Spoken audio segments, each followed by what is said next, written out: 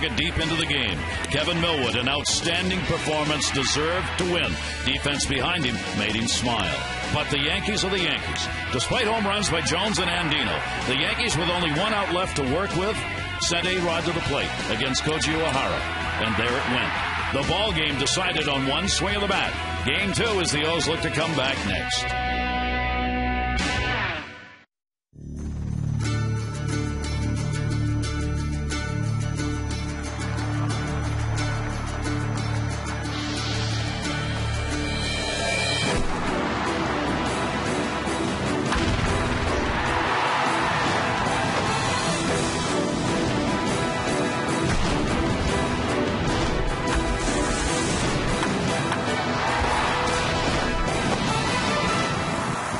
It's the Orioles on Masson, and welcome back to Oriole Park at Camden Yards. The Orioles have won 4 consecutive series. If they're going to keep that streak going, they've got to get a win tonight and tomorrow against the Yankees in this 3-game set. Welcome, everybody. The Yankees, with that big win in the bottom of the 9th inning, move back into first place by a half a game. For the Orioles, still a very hot team. They have won 9 of their last 12. We saw some great defensive play in the ball game last night. And for the Orioles, what might have been in the 7th inning, but for the defense of the Yankees. Hit by a pitch, Jones let it off. He's on base. Then an outstanding play by Teixeira and Jeter as they turn to double play on Matt Wieters. That would be followed by the Andino home run. And that would be followed by his Torres getting on. But they were already 2 down because of the defensive play, and the Orioles would not be able to get anything in the inning. And Jim, D always matters. Well, it really does, especially if you're going to win one-run games. And, you look at the Yankees, 89 wins. That's more than anybody in baseball. They were 17-17 in one-run games till last night. They win by 1. Teixeira turns 2 double plays. Not playing tonight, and maybe not because he gets the night off. He's 1 for 18 against Guthrie. But A-Rod was a story last night with a bat, but with the glove, Teixeira really bailed out Burnett. CC is going after his 20th win. Sabathia has tried it twice, including once against the Orioles. Obviously has not accomplished it. Jeremy Guthrie will try and extend that streak tonight.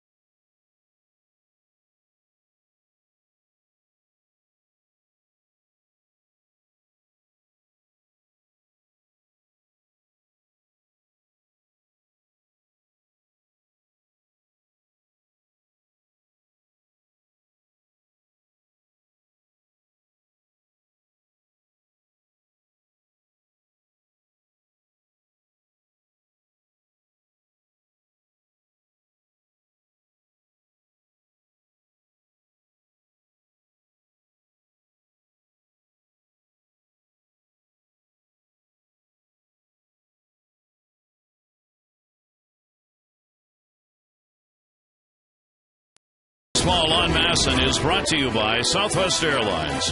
Go to southwest.com, grab your bag, it's on. Yet another magnificent evening, a beautiful day here in the Baltimore area and up and down the East Coast. Let's take a look at our train game time temperature tonight. Even 2 degrees cooler than last night, 72 degrees. Visit trainsearch.com to locate an independent train dealer near you. It's hard to stop a train. Here are the starting lineup brought to you by Southwest Airlines for the Yankees. Jeter, Swisher, and Berkman, Rodriguez, Cano, and Posada, Granderson, Gardner. Colin Curtis gets the start. Nick Swisher against the O's. Another very solid season, as it's always been. And our PNC scouting report and what Jeremy Guthrie needs to do to achieve success tonight. Well, the buck starts here. 19 wins by the starters in 42 games. And for Guthrie, 6-2. Low ERA. About time. He's lost his last 6 decisions against the Yankees. And how about another helping? The last 9 starts, 39 runs, over 4 runs a game. And in his 13 losses, only 19. So he feels like it's raining runs, and why not get a few more tonight? He has been magnificent, especially since the All-Star break. Derek Jeter leading it off. Jeter's got a 6-game hit streak that he continued last night as he had a 1-for-5 in the ballgame. Guthrie hits him. For real. Guthrie has hit 14 batters, and that one comes on the first pitch.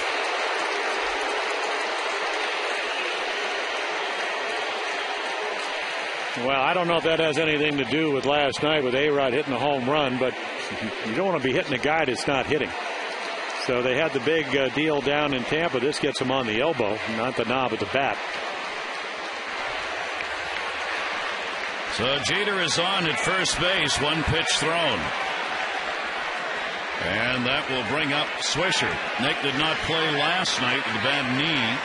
Yankee Joe Girardi saying he is all right. He is DHing in this ball game. They've had him running in the outfield and said he's fine. He comes in because he has such big numbers, not only against the Orioles, but also against Guthrie. 26 homers, 82 RBIs on the year, 13 for 24 against Guthrie with 2 home runs. And Swisher will take it outside for a ball. And the count goes to 1-1 on Swisher. Berkman will follow in the number 3 spot with Teixeira out of the lineup. Yeah, 14 home runs in 26 games, and you saw the numbers over 400 as a Yankee here at Camden Yards. Great hitting ballpark. Good changeup right there. It swings right through it. Guthrie gets ahead on the count here. A ball and 2 strikes. Yeah, Nick was talking yesterday. Fouled the ball off his knee. Did get an injection. Said it was a long needle. And then re-injured it. So, again, the pinch hit last night. Little grounder to first base. But he's a power guy, especially from this side of the plate. Swisher with Jeter on at first base. Not a big lead. And he'll foul that one off. The Orioles looking to get that ground ball double play. Jeremy Guthrie has been about 50-50 ground balls and fly balls on the season. He has gotten 70% of leadoff batters out. He's done a real good job of that this year. Trying to get his first win against the Yankees this season. He is 0-2 against them this year and 3-8 lifetime. 1-2. And Swisher will take it on the inside corner. Swisher really crowds the plate. Now he's looking back at Tony Randazzo, home plate umpire. He didn't like the call. Now take a look right here, and he thinks at some point the ball ends up inside, but it's where it goes over in relation. And again, Craig Tatum, leader's getting the night off, really does a nice job of not literally framing it, or actually literally framing, but not figuratively, I suppose. But maybe he did a little bit of both. Yeah. Got the call. Yep. Well, you want to present it to the umpire. Did a nice job of it. Now here is Berkman, Lance Berkman. Yeah, last night had a 2-for-3. He's got a 3-game hit streak. Yankee lineup with a lot of lefties. Switch hitter wise in it. Lefties hitting 254 off Guthrie, and the right-handers 234. Left-handers have hit double the home runs off Jeremy, 14-7 home run wise. 0-1 delivery on the way, and that'll be fouled back, and he gets ahead of Berkman 0-2. Yeah, Berkman, not only the 2 hits last night, but also the base on balls, and he'd been red hot. Not for power numbers, as we mentioned, has yet to hit a home run as a Yankee. Not 13, but 7 for his last 15, 11 for 23. Getting a chance to play and at least getting on base. And he'll foul that away. Bertman in his 28th game as a Yankee and already up to 72 at-bats for him since coming on board after being with Houston, of course, where he's having a decent season. Jeremy Guthrie with one out. Will look to get the ground ball off Bertman. Big house on hand here tonight. Over 40,000 expected for tonight's ball game. Jeter's not extending the lead. Being held at first base. Here's the 0-2 delivery, and Bertman swings and misses. 2 Ks.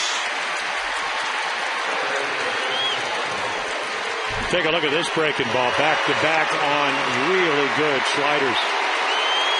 Take a look, and if you think this matchup doesn't favor the Orioles, check out Guthrie since the All-Star break. They haven't got him as many runs, but he has actually pitched better than a guy that's trying to go for his 20th win. Not to take anything away from CC, because he's a terrific pitcher, but Guthrie has just turned it on. Here's the hero of last night, as Rodriguez had the game-winning home run, one of 2 that he picked up in the ball game. 4 home runs against the Orioles this season, tied for most against any opponent. And that's the one that ended the ball game for the Orioles, even though they would get an at-bat in the bottom of the 9th inning. Here's the 0-1 delivery to him, and that's taken down low. And you can see it's not about stuff. I mean, Guthrie, Jeremy's been around, I don't know, 92 to 95, 96. That pitch at 96 ever since the second half. Velocity went up 2-3 miles per hour. He used his curveball more. Command's been terrific. Rodriguez 6 for 26 off Guthrie, including 1 home run. A-Rod has been it's said over time with the Yankees that, it's whether he gets home runs and hits, but do they count? Well, the answer to that question is a definitive yes. Over half of his home runs in the last 2 seasons have either tied or put the Yankees in the lead. And he is one of the best RBI people. He and Cano in road RBIs are up among the top 5. You see the most home runs against the Orioles ever. Harmon Killebrew is the leader at 68. A-Rod is now number 2 at 54. 2-1 delivery on the way, and the pitch is taken inside, and a 3-ball 1-strike count.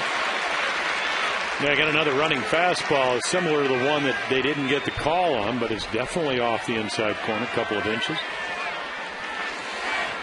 What Jeremy's done a good job of, Gary, is getting away from the slider in these counts and giving a hitter a chance to speed up the bat. Even if he gives up a base hit, he's been able to keep it in the park. Jeter's running, and the pitch is outside. Runners on at first and second base now with a hit batter and a walk in the ball game. There's your Oriole defense. Reimold, Jones, Markakis, and Dino again back-to-back nights at third. First time he's done that for the Orioles. Asteris, Roberts, Wigington, and again, as we told you, Matt Weir's getting the night off with Pettit starting tomorrow. Craig Tatum, good catch and throw guy behind the plate. And here's Robinson Cano. Cano's got a 4-game hit streak coming into the ball game at .323 batting average. Continues to put him in the top 10. He is 6th in the league in that department. He is 9th in RBIs, 7th in runs, 2nd in hits in the league. And Guthrie's pitch to him will be taken. And as we said, Cano's been exceptionally good on the road. .336, second best batting average in road games. And another big difference, he's 107 points higher with runners in scoring position this year than last year. Good off speed. Throttled back a bit on him, had him in front of it. Yeah, that changeup, Gary, and it's been pretty effective here in the first. 8 for 35 lifetime. So again, you can see, get an idea, just changing speeds, trying to get him out on his front foot. Not easy to do against Robinson Cano. 8 for 35, but 2 home runs off of Guthrie. 1 ball, 1 strike count, 2 down. Jeter's on at second base. Rodriguez at first. That'll be taken down low. And a 2-ball, 1 strike count. Yeah, I think it's safe to say this is an adrenaline inning where you can see Jeremy, you watch Tatum's glove. He hadn't been able to get some of the pitches there because you come out, big crowd, the dramatic way the Orioles lost last night. You haven't won in 6 starts. You want to change that. But you got to back off a little bit, make a quality pitch here. Cano will take that one down the line, and that is going to be a foul ball. Just missing a couple of RBIs down the left field line for Robinson Cano. Well, you elevate the ball. He's looking fastball because of the count, 2 balls and 1 strike. Doesn't mean you can't use your fastball. You just can't be up and out over the plate because Cano can hit that pitch with the best of them. Guthrie lost against the Yankees in back-to-back starts in late April and early May.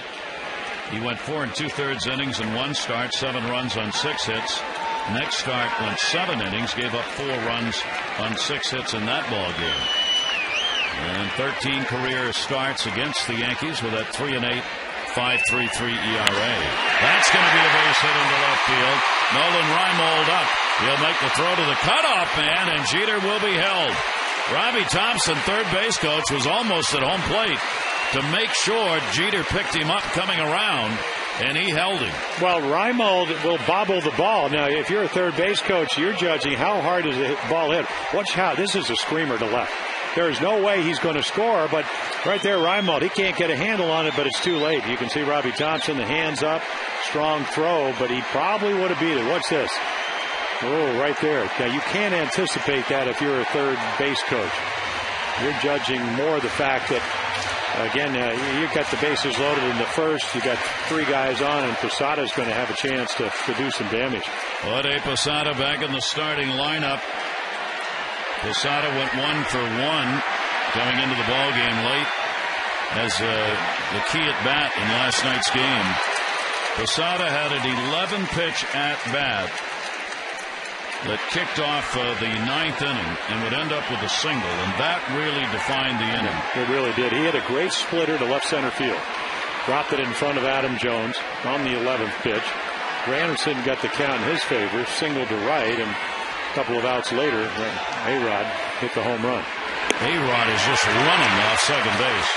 Pitch is taken for a strike. He's about halfway down to third base. Posada's already got 2 grand slams this year.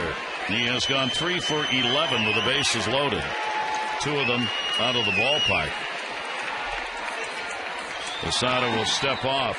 Bases loaded, 2 down. Guthrie just needing the 1 out to get out of the first inning.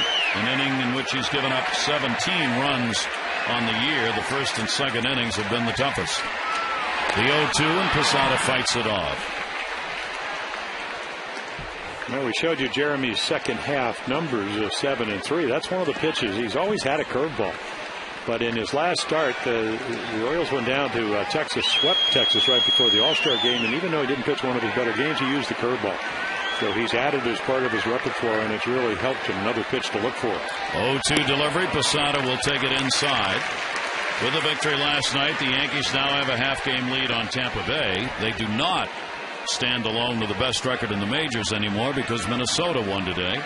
So now Girardi's ball club and the Twins tied with 89 victories on the year. Here's the 1-2 delivery. Posada fouls it right straight back. 26 pitches thrown so far in the first inning by Guthrie, and they have been hard pitches. Well, they have, and right there you got to read the bat. Jeremy's been around long enough, and he did not make a good pitch.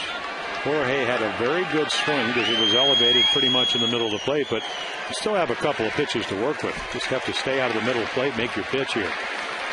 Throw him a good sinker down and away. Bases loaded, 2 down. The 1-2 delivery. Posada down to first. That's off the glove of Wigington. Jeter will score. Rodriguez will score. Throw to third. Cut off. And the Yankees, they get 2-0 lead. Let's go back and look at, again, Posada last night. 11 pitch at bat, gets a base hit. There's a curveball. That's the first one. There's another one. 0-2. There's 3. Misses with a slider. Fastball down the middle. 4 curveballs. He hits the 4th one sharply. Wigington, who has really played well at first, can't get it off his glove. Yanks take a 2-0 lead. And Jorge Posada, 2 consecutive quality at-bats coming. One last night and the first one in this one. He's got 56 RBIs. Here's Granderson. He is well to second base. Played by Brian Roberts. And that will do it in the inning. But the Yankees will come up with a couple of runs on 2 hits. They leave 2 on and a 2-0 lead.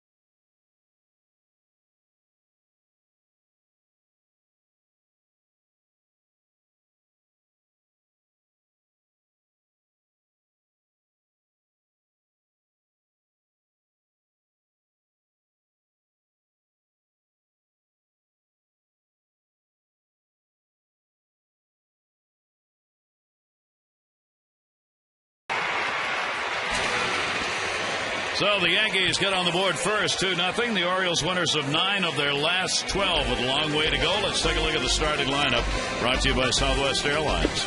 Roberts, Andino, Markakis, Wigginton, Fox, Jones, Reimold, Tatum, and his tourist Nolan Reimold in because of those numbers against Sabathia. And our PNC scouting report on CC Sabathia, the big guy, and what he needs to do to achieve success tonight. Mr. September, 24-12 since 2007. Low ERA, 2.62. Payback, went for 20. The Orioles beat him, and then he didn't get the win down in Tampa. Pitched very well. And Caged Birds, 13-2 lifetime against the Orioles. ERA of under 3 runs a game. So you get a power pitcher that also has finesse, and you give him 2 runs. Now he knows, you know what? You're not in a real whole lot of trouble till you give up 3. He has never had a 20-win season. The last 2 years, he has won 19 games in each of those years. He was 19-8 last year. He brings the 6th best ERA and the 6th most strikeouts in the American League into the ballgame. Brian Roberts will lead it off against him. Sabathia will try for the 3rd time to get to number 20. Brian takes the pitch away. Brian 9 for 35 lifetime off Sabathia. The Orioles have some pretty good numbers in this lineup against CC Sabathia career-wise. A-Rod in at 3rd base. Brian will take the pitch, and that is in there for a strike. 1-1. Roberts had an 0 for 4 in the ball game last night, but he has been hitting the ball well and consistently. He's been on base 25 of the last 26 games. And has hit .314 during that stretch. Yeah, when CC is on, you're going to see a lot of those, and that's kind of somewhere between a curveball and a slider. He's got a great changeup, that great equalizer against the right-hander, because he'll run that ball in on you, the hard slider in on you, and then the changeup down and away to get you roll over. 1-2 delivery to Roberts. He'll take it, and that's going to miss. Sabathia's 13-2 lifetime against the Orioles with a 2.81 earned run average. He's trying to become the 9th pitcher ever to defeat the Orioles 5 times in 1 year. He's got a 4-1 record against the Orioles this season. Roberts works him full to start it out. 3 balls and 2 strikes. And another thing, he doesn't walk a lot of guys. If he's walking people, maybe it's going to be your night if you're the opposition. Only 68 walks in 217 innings. So that's like 1 every 3 plus. Here's the 3-2 delivery to Roberts. Sabathia gets it in there, and Roberts to second base. Cano's going to have to make a great play. And he does. Well, you know, Gary, you talked about last night highest fielding percentage, and so does Jeter, only 6 errors. But you may just going to have to give him a Gold Glove on this play. Look at the arm strength. Not only does he get the range, ball's hit not that hard, but look at that. On the run. To be able to do that. I mean, this kid was a hitter. And he's learned how to play second base. So that's a base hit. It's extraordinary. Just about any other team, you give up that hit, you're wondering, okay, I got a pitch from the stretch, and it's an out. And Brian's looking back going, how did he do that? And he's had more hitters than Brian say that this year. Pitch is going to be taken outside. Here's Andino. Andino last night, first career start at 3rd, and got his first home run of the season and the 5th of his career off A.J. Burnett. And at 3rd base, made a big play, Buck Showalter was talking about today. Line drive off the bat of Jeter with the bases loaded.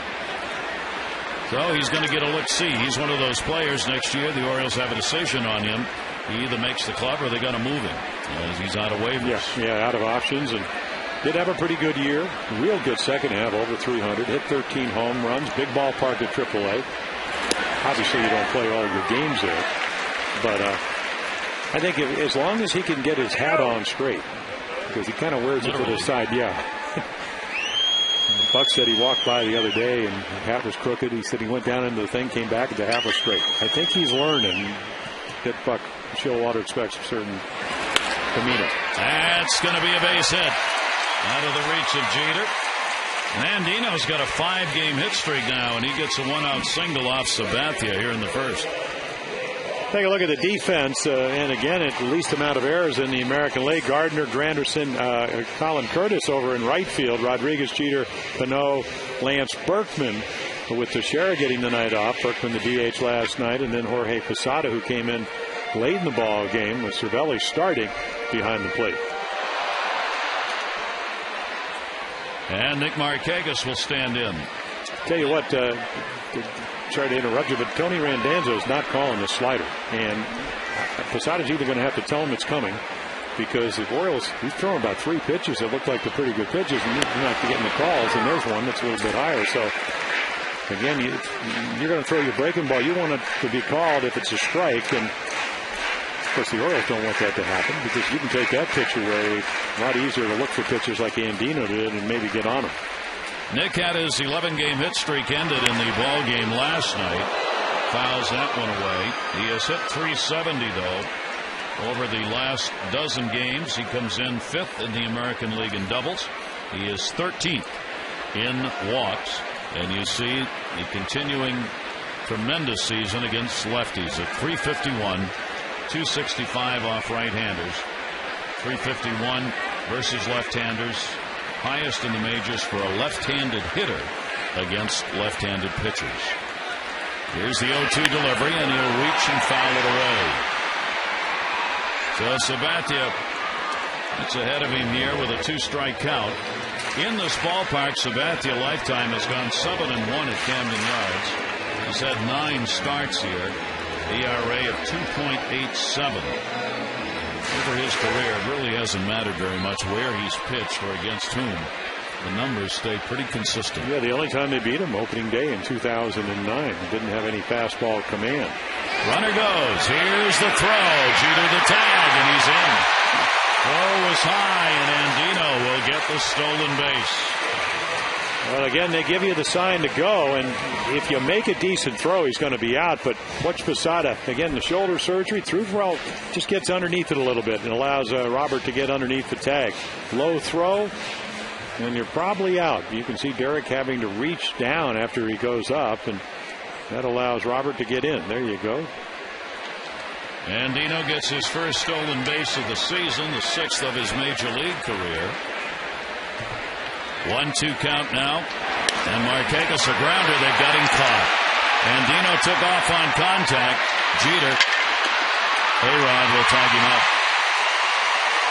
Well, a couple of mistakes there. First of all, going, the ball back to the pitcher, you're not going, and the play's in front of you, so you can see what Nick Markakis, watch him reach for this ball. Now, Robert sees that, but it's just a little bit late. Now, you got to get caught in a rundown. You got to give the Yankees credit. They run it well, but he doesn't even watch Jeter, so he's able to, and Nick Markakis was going to try to get to second, just didn't have enough time. That's the kind of thing for a ball player trying to impress his manager with the limited opportunities. It does not go over well. Here is Ty Wigginton, rather. Markakis with a fielder's choice is on at first base.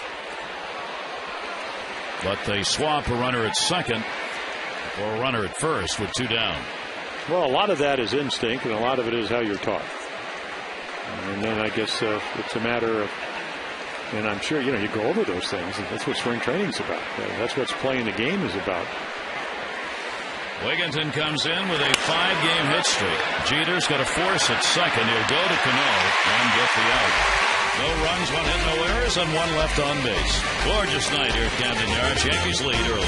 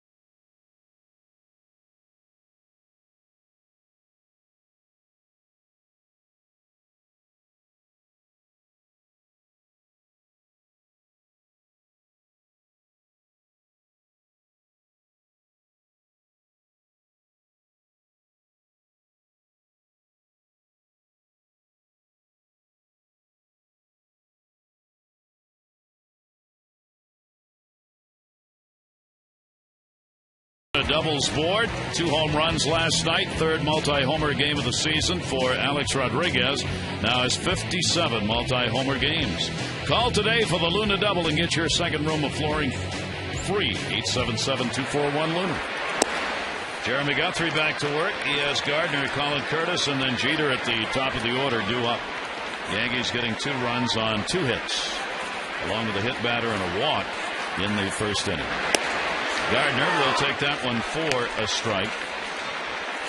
278 on the season. Gardner has had a couple of nagging injury problems that have moved him in and out of the lineup of late, but he's back in now, working in left field. He's going to get a base hit.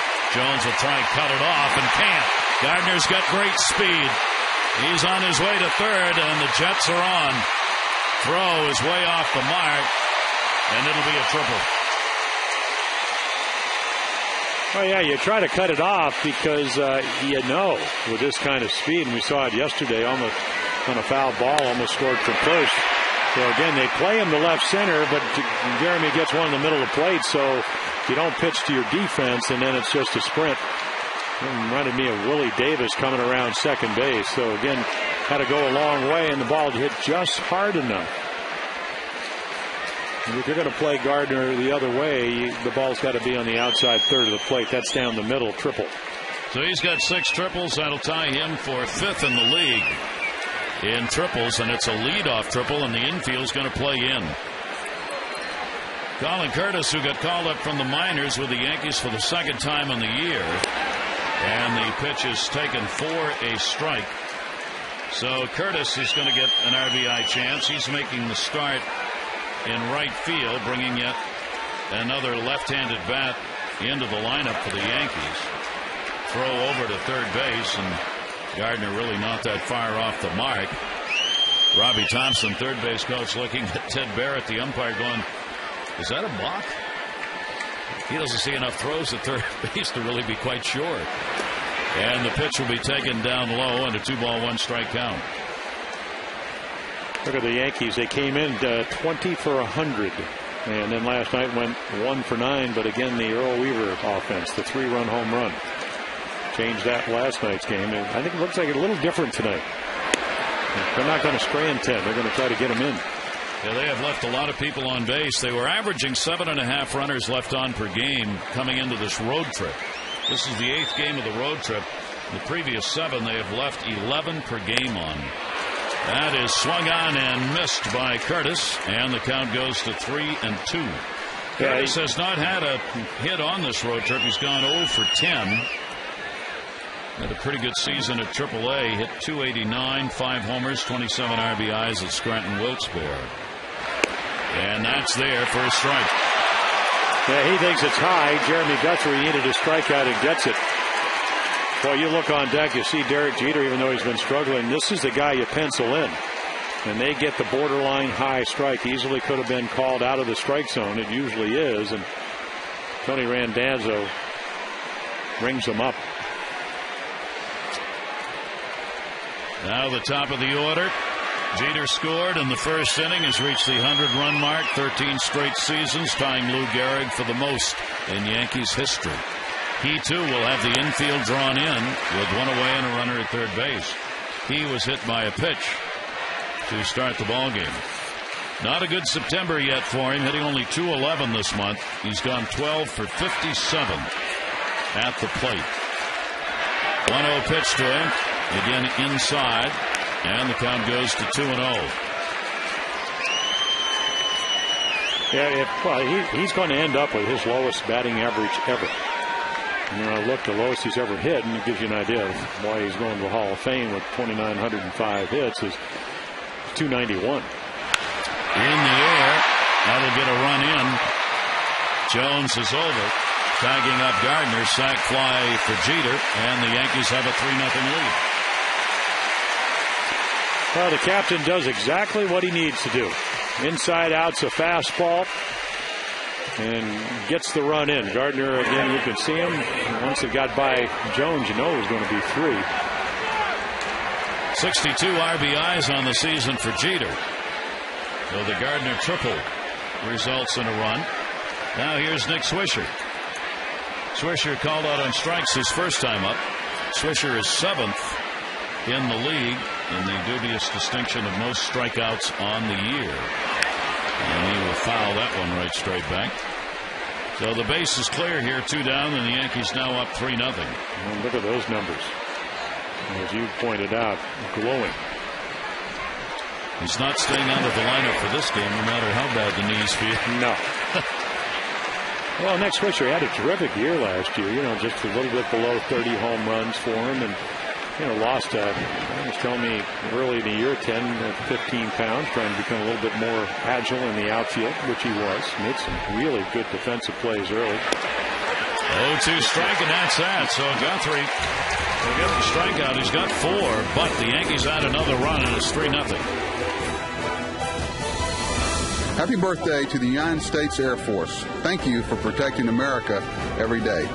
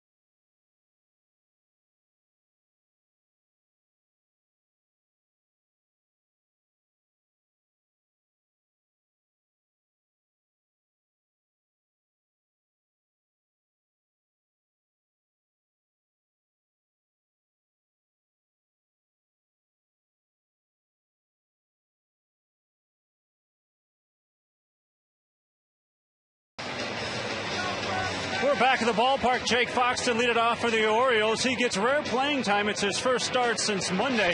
Fox tells me he has borrowed a hitting philosophy from Darryl Ward, a teammate of his from the Cubs. Ward was oftentimes a pinch hitter, so Fox says he uses a pinch hitter's mentality. Look for that one pitch that you can drive. You got to be selective, and that can cost you some strikeouts, but it's working for Fox. 5 home runs and 77 at-bats at an Oriole. Best home run frequency on the team. Back upstairs, Gary and Jim. All right, let's see what he does with CC Sabathia. He's 0 for 3 off him lifetime. And the pitch will be taken up high for a ball. Fox, Jones, and Reimold here in the second inning. Fox playing in his 32nd game with the Orioles, his 71st overall on the year. 1-0 delivery is foul back. Well, there it was. Missed with a breaking ball. You sit on a fastball, but again, what separates Sabathia, he's a big man, 6'7", listed at 290. Doesn't really matter how big he is, but there's a lot of uniform, a lot of deception, a lot of great stuff. A lot of uniform. I like that.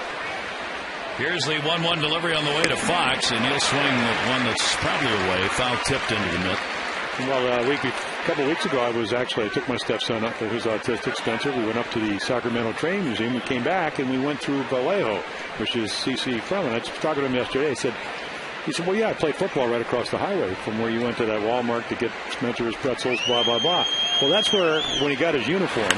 That's in the air to center field. Granderson has got it lined up. He played freshman baseball, and they said, what size uniform do you wear? And he said, as big as you got. Yep, that's what his mom said. It was always that way. Could never buy enough shoes. He gets the first out here. Jones coming up. A terrific athlete. And Adam, of course, big night last night. Solo home run. Last year, 19 now. Hit a rocket off of A.J. Burnett. Would give the Orioles at that point a 2-1 lead. Adams having a very good September for the Orioles. One of a number of Oriole players who have put up good numbers this month. Hitting .389 with the 2 home runs in September. Sabathia's pitch to him a strike. Nobody's having a better September than Colorado. They won again today. Holy moly. 12-2 over the Dodgers today. Troy Tulowitzki incredibly hit 2 more home runs and had 4 RBIs in the game. But wait. Ground ball towards second base. Robinson Cano tried to side saddle that and didn't get it. Yeah, we'll see how they score that. Yeah, not an easy play because it was hit sharply. I don't know if they give him an error. We're going to have to take away the Gold Glove. I think that'll be a base hit. You would. It is. Like to think it is. A-Rod looking to his left, and again, a ball that usually you would think would be caught. But for the Orioles, when you're down 3-0, you'll take it. So Nolan Raimo coming up. Has not had a lot of starts. Gets one in left field in the ball game today. The reason? Well, 2-run homer off CC Sabathia is just part of his career numbers, which are 7 for 17 with a homer off this left-hander. And he takes it for a strike. In the Colorado win today, Melvin Mora, the former Oriole, went 4 for 5 with a home run and 5 RBIs in the game for Mora in a Colorado 12-2 win over the Dodgers. However, San Diego's about ready to beat the Cardinals, so Colorado's not going to gain any ground here. Colorado Rockies, who'd have thought this? 7 games back, September 1, now a game back. Troy Tulowitzki, first player with 14 home runs in the first 18 days of September. That's ever in Major League history. And how about Jay Payton? He's now out there and has gone 5 for 10 in 8 games as a DH and a left fielder. Former Orioles, all involved in playoff contention. That's going to be a base hit. Raimo go by the numbers this time, and it pays off. He gets another hit off CC Sabathia. 2 on, 1 down. Oh, you talked about former Orioles. Raimo last year, Nolan had a terrific year. You know, it came up. He ends up having 15 home runs, stole some bases, ran every ball hard to first base, even though he had the shredded Achilles tendon, which was surgically repaired. But what he gave them was power and a guy that's tough against left-handed pitching. So you'd like to get him back healthy. He said he really doesn't feel it. He gets a little bit sore, but he's, at least from a health standpoint, a lot better off than he was a year ago. So the Orioles get 2 on, and Tatum coming up. Greg Tatum doing the catching. 4-game hit streak that's expanded out over a long period of time in light of the fact he doesn't get to play very much. Only 1 down here, and Sabathia's pitch is up high and away for a ball. Ode Posada coming out to give instructions here defensively on the lineup. They're going to hold Jones close at second base, as Cano will almost stand on the bag with him. They play Tatum in the infield to pull and give him that shot, that big hole between first and second. And down low, Posada picks it off, and a 2-0 count now. To me, I have no idea why they're doing that. Adam Jones hardly ever steals. 12 attempts all year, 5 out of 12. And, I suppose if you give it to him, but boy, when you're 3 runs down, if I was pitching, I'd say, hey, just make sure that he knows you're there, but also be able to get to your position. And swung out and missed. How about that? 2-1 count. Craig Tatum, as you mentioned, doesn't get to play, and his swing a lot better, working again using the whole field. But the H.H. Gregg will tell you what a 2-0 changeup in a fastball count will do to a hitter way out in front. Exmo brought to you by H.H. Gregg. We make buying TVs and appliances simple. H.H. Gregg, price and advice guaranteed. Craig Tatum,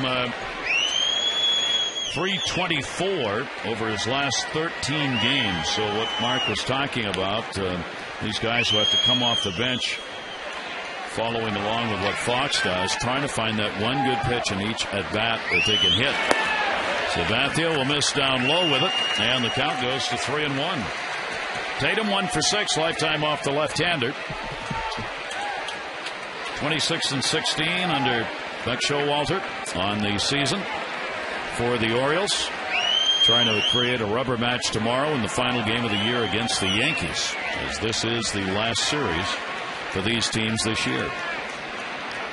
And Sabathia will turn this time just to get Jones leaning.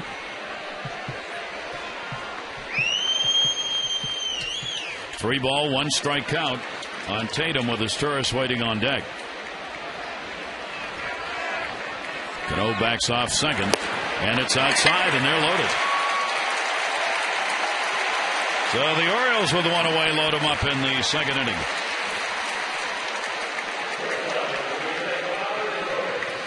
And his Turris, who's been finding a way to pick up hits, a 6-game hit streak. Now hitting at 241 for him.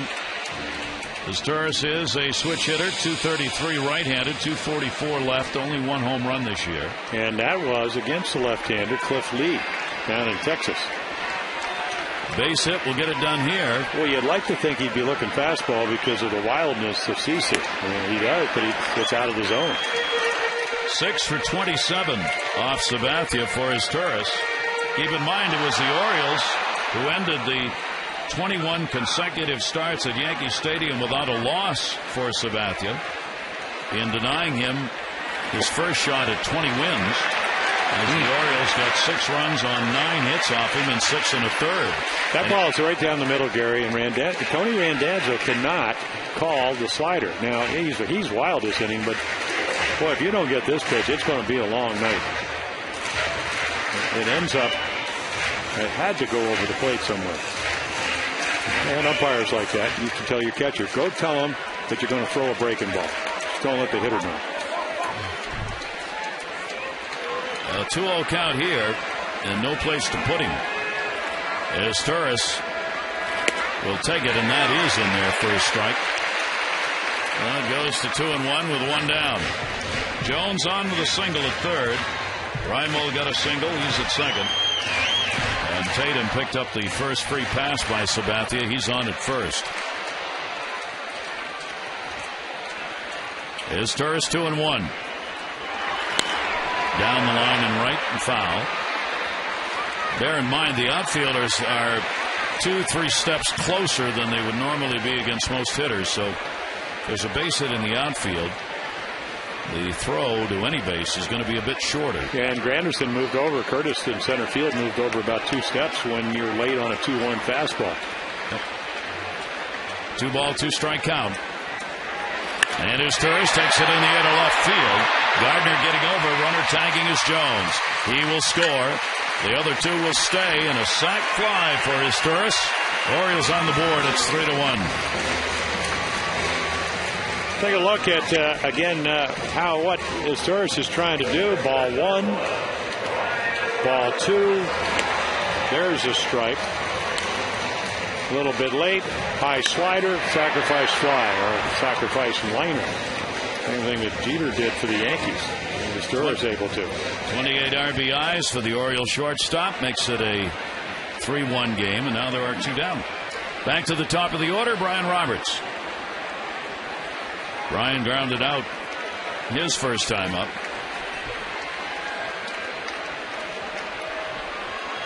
Reimold at second, Tatum on at first base, and a strike on the outside corner. Orioles would like to take advantage of having loaded them up with only one away. Get more than one. Well, Buck Showalter talked about that last night. Again, the fine double plays by Teixeira. He said, well, we had our chances to expand that 3-1 lead going into the ninth. Ooh, little extra right there, 94. Hardest fastball of the night. That's the one thing that CC has always been able to do. And still remember when he came up, Charlie Manuel was the manager in Cleveland. He said if he ever really worked his legs properly, probably throw 100. Well, he can throw in the mid-90s, and he can do that all the way into the late innings. Roberts behind on the count now, 0-2. And he'll foul that off to keep it alive. I want to remind you tonight's Maryland Lottery Hit It Here fan of the game, Charles Kloss from Glen Burnie. If an Orioles player hits the Hit It Here sign in the bullpen area, Charles, you're going to win $100,000. Find out how you can become fan of the game. Go to mdlottery.com/hitithere. Roberts with a 2-strike count. Brian 6 for 18 against the Yankees this year. The 0-2 delivery to him off speed, foul back. He had to regroup on that swing out ahead of the pitch by Sabathia. The count will stay at 2 strikes. Sabathia trying to become the first 20-game winner of the season. 3 pitchers with 19. Ubaldo Jimenez, Ray Halladay, all you would think are going to get there. Runners off first and second. The 0-2 delivery, and that's way up high in a 1-2 count. Yeah, last year his last start, as it was just last week against, or actually earlier this week on Monday against Tampa Bay, David Price kept him from winning his 20. Of course, last year was his last start of the year, and then he would tune up for the playoffs. 1-2, look back to Reimold, and Roberts takes it, and he's gone. So Sabathia will pick up the strikeout. The Orioles will get 1 run on 2 hits and leave 2 on base. 3-1 Yankees.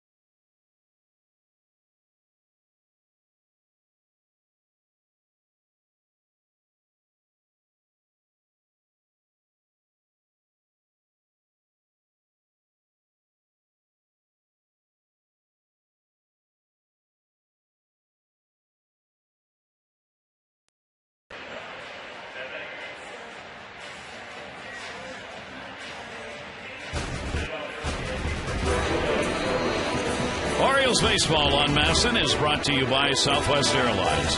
Go to southwest.com. Grab your bag. It's on. And by Green Turtle Sports Bar and Grill.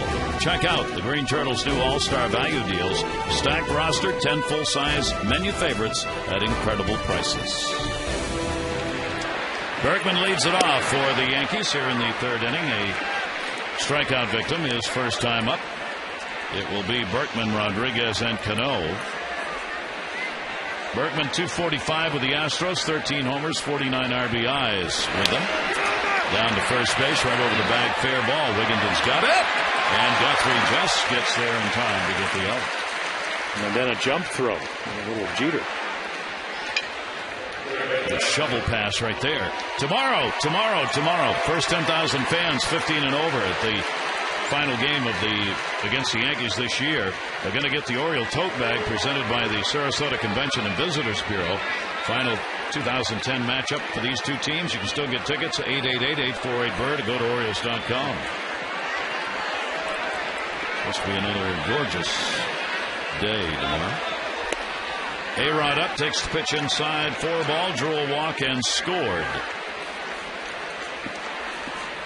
25 homers and now 111 RBIs. He is 3rd in the league in ribbies behind Cabrera and Bautista, the 2 leaders, and only 7 off the pace set by Miguel Cabrera, who's on top. 1-1 delivered, and will be taken. He is not in the top 10 in home runs. Beltre with 28 is in the 10 spot in the American League.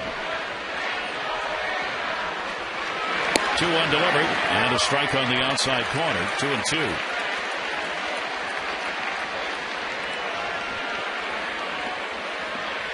A-Rod with a little baton with the bat there after the call. Well, he makes the bat look very small. 2-2 delivery to him in the air to center, not deep. Coming, Jones coming, short up. Rodriguez with a single. Yeah, a little ball that I think Adam actually, occasionally you'll get fooled on a big swing and the ball not hit well, but he gets a pretty good jump. No drop step or whatever, but I think right there he's going, we're already down by 2. I'm not going to play this into a double. Might have been able to make a slide, but Alex Rodriguez may have gotten to second base with 1 out. You don't want that to happen. So now Cano delivered a single his first time up will face Guthrie. That is hit number 4 for the Yankees. Cano, .347 career average against the Orioles. That's the 5th highest among active. Ichiro Suzuki, Carlos Guillen, Ian Kinsler, and J.D. Drew. And then Cano are the top 5 hitters, batting average-wise, against the Orioles among active players. Cano asking for the timeout. He scorched one the first time, hit it so hard you couldn't even send the runner. And he'll take that to center. That's an Adam ball. 2 down. A-Rod back to the bag. And Guthrie trying to get through here with a relatively efficient inning. Has 2 down with Rodriguez on at first base. Yeah, he's got to get into a rhythm. It just seems a little bit out of sorts. And the way I can tell is just watch Craig Tatum behind the plate. And some of his fastballs 18 inches to 2 feet away. And the first pitch to Cano was that way. So again, you just got to try to slow things down. And there are going to be nights where you just have better rhythms than other. And of course, this lineup doesn't make it easy. Jorge Posada had a 2 RBI single in the first inning. That's the big hit of the ball game for the moment. He's not had a lot of hits against the Orioles. 6 for 30. 1 home run, 3 RBIs. He's playing in the 12th of the 17 games these teams have now played. A-Rod off first. The 1-0 delivery to him straight back. Big house on hand here. They were expecting around 44,000, may have even more than that. There aren't a lot of empty seats. Well, you made a great comment. It looked like a rock concert when the Yankees came out to stretch before they're taking batting practice. Oh my gosh, girls screaming, leaning over the railings. I didn't mean that. I was just talking about the masses. Sorry. Here's the 1-1 delivery. You misinterpreted what I said, and I misinterpreted your interpretation of what I said. Count goes to 1-2. A-Rod has nothing to do with any of that. No. Nor Jeter. No. 1-2 delivery, and that'll be fouled back. I actually think it's Tino Martinez. He's doing radio, and he was down on the field, and they were just a groundswell of people knowing that. Absolutely, it's the truth. Tino's the one.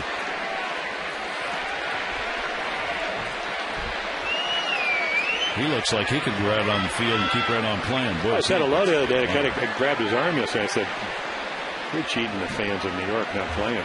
Come on." A 1-ball, 2-strike count. And double clutched on that. Nice play made by Andino. A liner that was headed to the seats. No runs, 1 hit, no errors, and 1 left on base. Andino second start at third, and another nice play.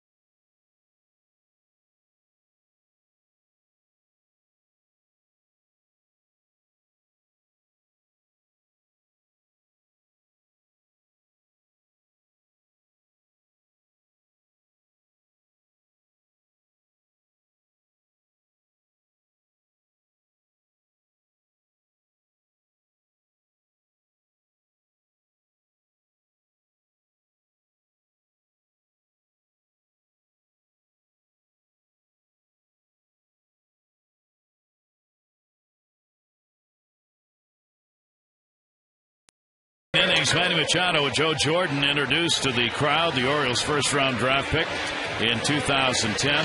An appearance here as the Orioles wished him well in the beginning of his professional career. Introduced to the crowd here at Camden Yards. Yankees have the 3-1 lead as we go to the bottom of the third inning. Andino, Markakis, and Wigginton.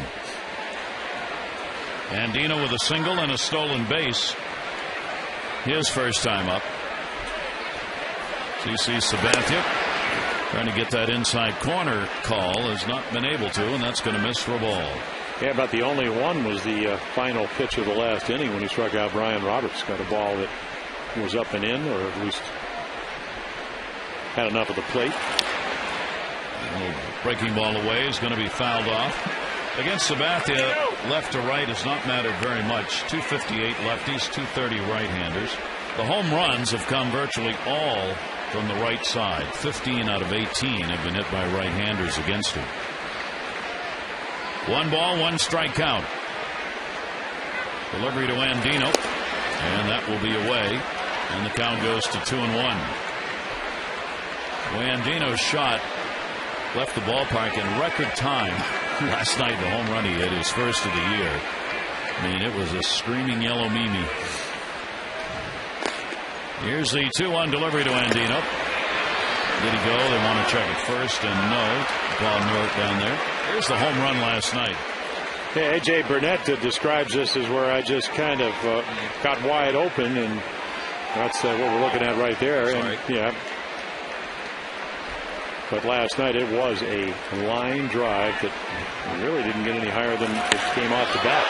Hit hard, right center field. Going back, Colin Curtis not going to get it. It's on the underside of that fence. Andino will go into second base. He's got a double. And you got to like not only the fact that he hit, but he comes out of the box thinking triple. And again, this is what Buck Showalter's looking for. Again, another good hitter's count. Drives the ball. And again, 13 home runs. There's a kid last year that had to play the whole month when Asturis was hurt. And Curtis can't get to it. And again, he's thinking triple until that ball hits the top of the wall and comes straight down. If it caroms off, that's going to be 3 bases. And that's what you want from your players. So in just his 6th game, he's got his 3rd multi-hit game. Now Nick Markakis gets the RBI chance. Nick hit into a fielder's choice his first time up. Runner at second and nobody out. And that's going to be grounded to short. Jeter's going to go to first. Andino will be moved up. 1 away. The Orioles 2011 schedule released this week. A perfect time now to make your deposits for the 11 full or partial season plans. Access to the best seats. Enjoy baseball's biggest and best benefits package, the Orange Carpet Program. And you'll save on individual tickets. Never pay ticketing fees. Guarantee your access to opening day. 888-848-BIRD. Orioles.com for info. That schedule you can find at Orioles.com, the 2011 schedule. Now with a runner at third, here's Ty Wigginton, 1 down. And Wigginton takes it outside for a ball. He hit into a force play his first time up. Lifetime .308 hitter off Sabathia. And the infield back, even at third, even at first.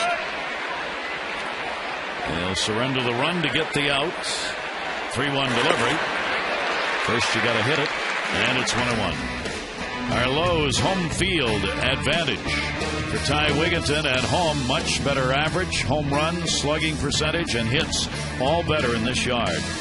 Scott's Products. Keep your lawn lush and green. Visit Lowe's for a chance to win a VIP World Series experience. Compliments of Scott's. Foul back, 1-2. Well, you make a great point, because when you look at Sabathia, he came in 217 innings, 179 strikeouts. I don't really think he tries to strike out that many people, but he is here.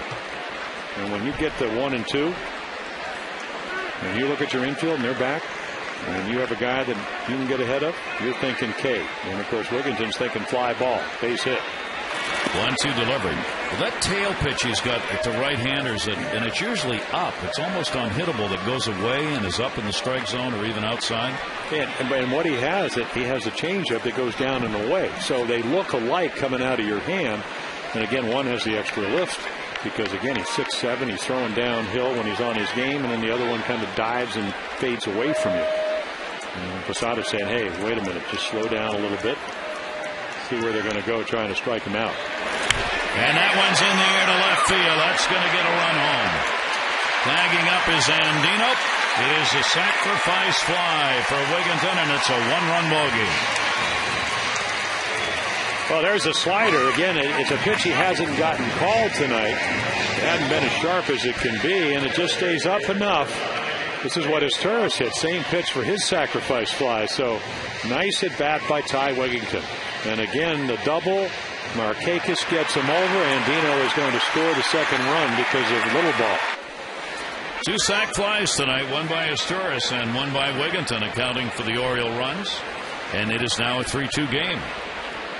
And here's Jake Fox. And he takes the breaking ball for a strike. He flied out to center field his first time up. So the Orioles getting right back in it. Yankees 2 wins, 5 losses on this road trip that will end tomorrow for them. 0-1 delivered. Fox fouls it back. Yankees will be going home. They've got important games coming up in the homestand against Tampa Bay. 4 games and 3 against the Red Sox.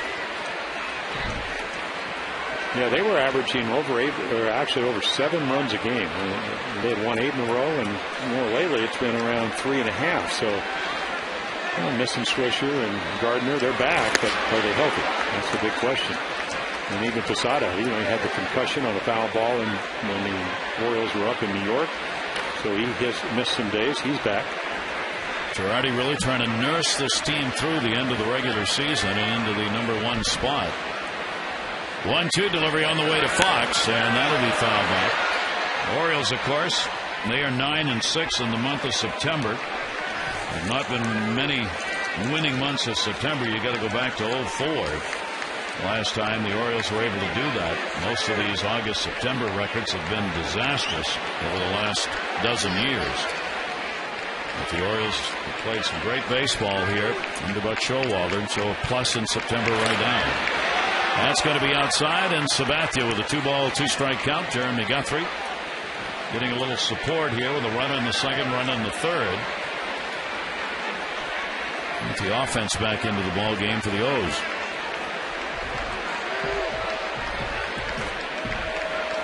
Here's the 2-2 delivery to Jake Fox. 3-2.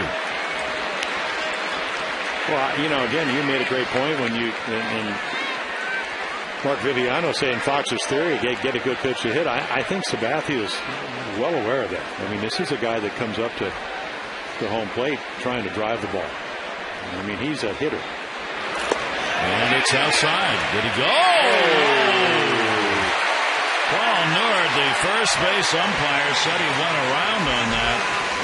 So Sabathia will get his second strikeout. You be the umpire. Well, actually, Paul, you were right.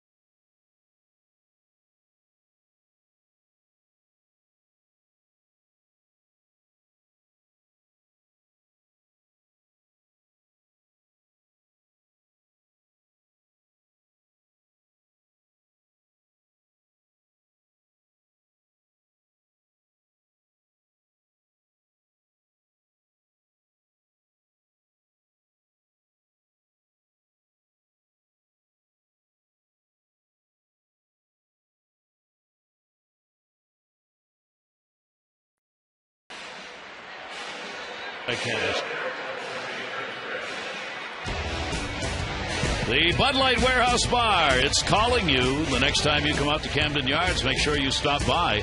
It's open 2 hours before, 1 hour after each Orioles home game. Lots of TVs in there to watch the game on Masson. You can also see the O's All Access pregame show broadcast live. Tom Davis, Dave Johnson are there. So we hope you'll remember the Bud Light Warehouse Bar. Here's Curtis Granderson. Granderson grounded out his first time up. Bottom third of the order with Gardner and Curtis to follow. Curtis Granderson with the 4-game hit streak that he brings to this one tonight. Guthrie with a walk and 4 strikeouts. Sabathia a walk and 2 strikeouts. Yankees 3 runs, 4 hits, no errors. The Orioles are 2-4-0, and each team has left 3 on base. And he has read about the last little bit over a month. He's hit over 340 against left-handed pitching. Boy, would they like that for the postseason. Changed his hands. We talked about it last night. Took his hands and put it up behind his left shoulder. Looked way back. Just kind of getting a little bit better load position. Fouled that right off the mask of Tatum. That's actually chaw in his mouth. That's not the result of this. But it could have been. Did you ever catch? I did it once. I caught for high school. Really? Yeah. One plate umpire gives him a little tap there. Tony Randazzo knows what that's all about. It was a left-handed catcher. Wilson had to make me glove. Here's the 2-2 delivery, and that's going to be up high, and the count goes 3-2 to Granderson. Guthrie not wanting to put speed on here to start the 4th inning. 3-2 pitch, and he does. Jeremy's having a great year of not walking people. That's 2 that he surrendered in the ball game tonight. And then you can throw in hitting Jeter to start the game. And again, I don't know if that was retaliation or whatever, but the first pitch was way inside. So control just again a little bit out of sorts. The Orioles come back. And you're right, that's the last thing you want to do. One thing about Granderson, he's not stealing bases like he did last year, but he can run.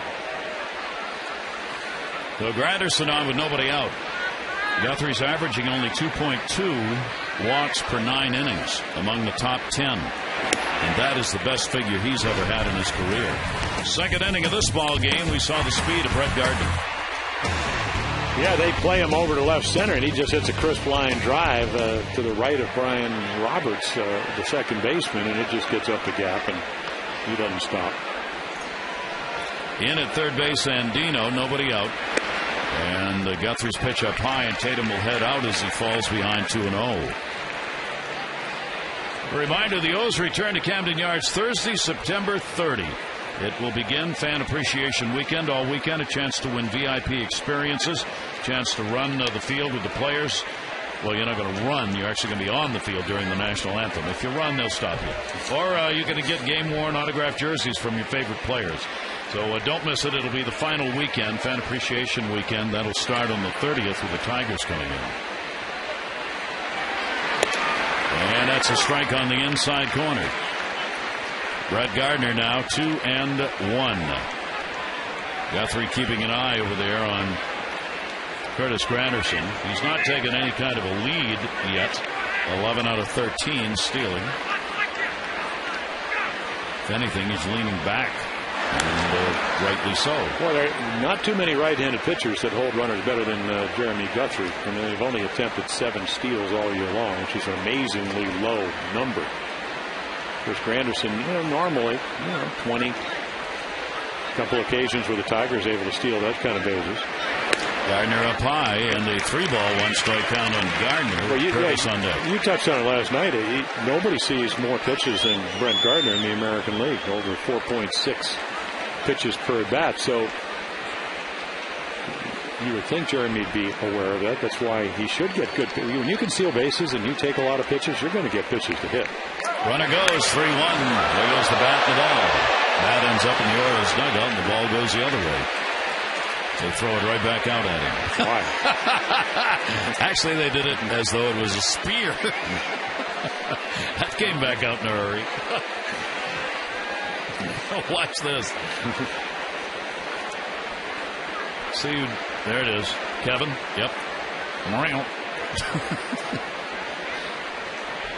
amazing how nobody ever gets, how rare it is that anybody on the bench actually gets hit by balls or bats that go flying in there. Well, Joe Hogarty, the strength and training, he's diving in front of the players to make sure they. He's smart. Runner is going. That's going to be a base hit. Nolan Reimold up with it, bobbled it. Runner go to second, and the throw won't be in time. That's twice Reimold has juggled a baseball, hit the left field. Well, yeah, I think he's well aware, Gary, that there are speed on the bases. And again, because it's 3-2, he's running and he just does what Brett Gardner can do. He just kind of serves it into left. Granderson's not going to stop. And then Reimold knows, hey, you got speed, so I'm going to try to get to it. You're looking to see where the runner is. Well, you know the runner is. Plays in front of you. He's running. And you know you're not going to have a chance to throw out Gardner in second. You just come up, hit the cutoff man, which he didn't do. Those are little things that, you know, guys that are going to be playing for Buck Showalter next, and it's just not his fault that happened, but if you're going to play for Buck next year, that'll be part of your game plan. You're going to understand what you have to do. It is a double for Gardner, so he's got a double and a triple. 2 on, nobody out. And Curtis will take it for a strike. Colin Curtis, a strikeout victim, his first time up. 6 hits on the board now for the Yankees as they threaten to extend their lead.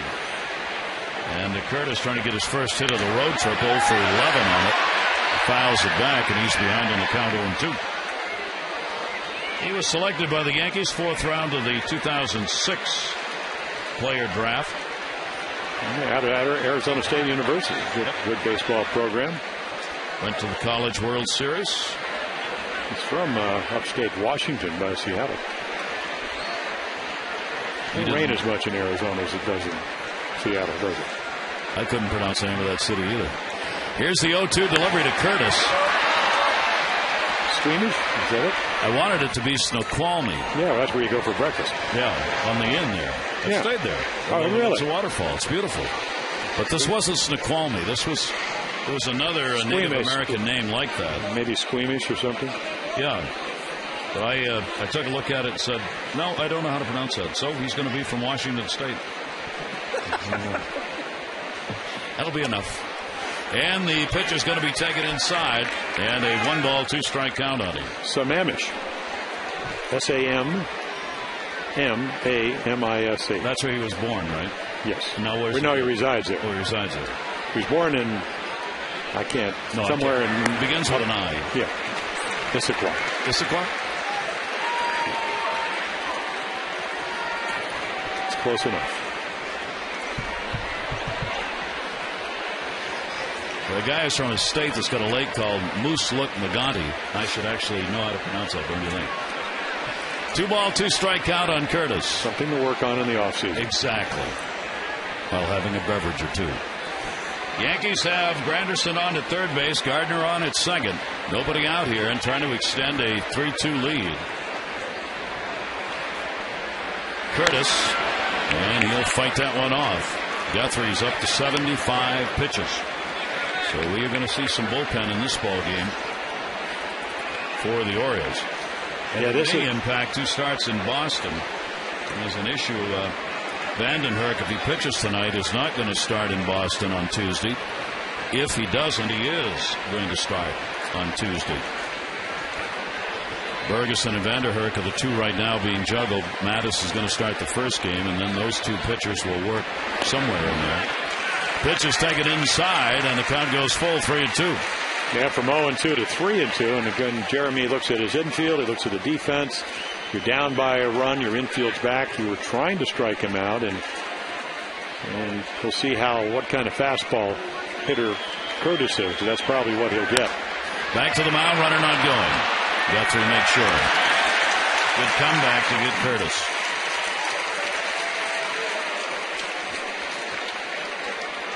Might have been a changeup, and it just floats down. I mean, really good pitch. Look at that ball. Great late movement. Young hitter trying to make contact, and then the throw over to first.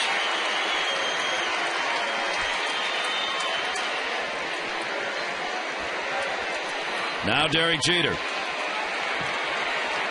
Jeter hit by a pitch, scored, sac fly, and an RBI. 286 lifetime hitter off Guthrie. Big at bat right here. And that is outside for a ball.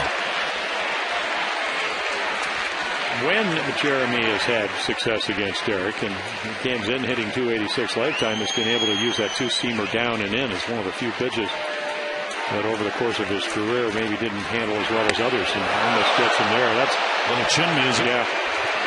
Well, you got one guy. I mean, it's two opposing forces. You have Derek going out to cover the outside corner, and you have a guy that doesn't want to give up any more runs. Keep in mind, there's been an ongoing bit of friction between Girardi, the Yankees, and Guthrie about whether or not the batters that he's hit as Yankees is about his control or his desire. Well, he hit Teixeira in spring training. He missed about 3 days, and then he hit him early in the year. Yes. Right in the back of the left tricep. 2-0 delivery on the way. Jeter will take a strike on the inside corner. Yeah, late breaking slider, backdoor slider. Backdoor, not where the target is, but he does get the strike. Body language tells you what he thought of that pitch. I don't know if Derek's ever had a strike call that he did like, though. No. 2-1 delivery on the way, and he'll foul that back. And the count will go to 2-2. I mean, would you rather be hitting 3-0 or 2-1? I mean, we know what the answer is, so it's not like. And he's having his struggles at the plate, as we noted. He's had only 8 hits in his last 39 at-bats. So he wants to get the offense going again, heading into the final 2 weeks of the season and getting ready for the postseason, which the Yankees almost assuredly will make. 2-ball, 2-strike delivery to him. Jeter got jammed. Ground ball. Run's going to score as Torres will get the out on Jeter, but Granderson off on the crack of the bat makes it a 4-2 Yankee lead. Yeah, watch the movement on this pitch. He just jams him and, all over it. But again, Jeter's a pretty smart hitter. You don't have over 2,900 hitters and not know where they're playing. So there's Granderson for run number 4 for the Yankees. The runs have been hard to come by in the ball game tonight, even though there are 6 of them total. Posada had the 2 RBI single, but the others have come. This sac fly and a ground ball up for the Yankees, and the Orioles have had 2 sac flies. Now Nick Swisher, he has struck out twice, down to first base. Ty Wigginton has got it. Guthrie gets over, and that's the inning. 1 run, 1 hit, no errors, and 1 left on base.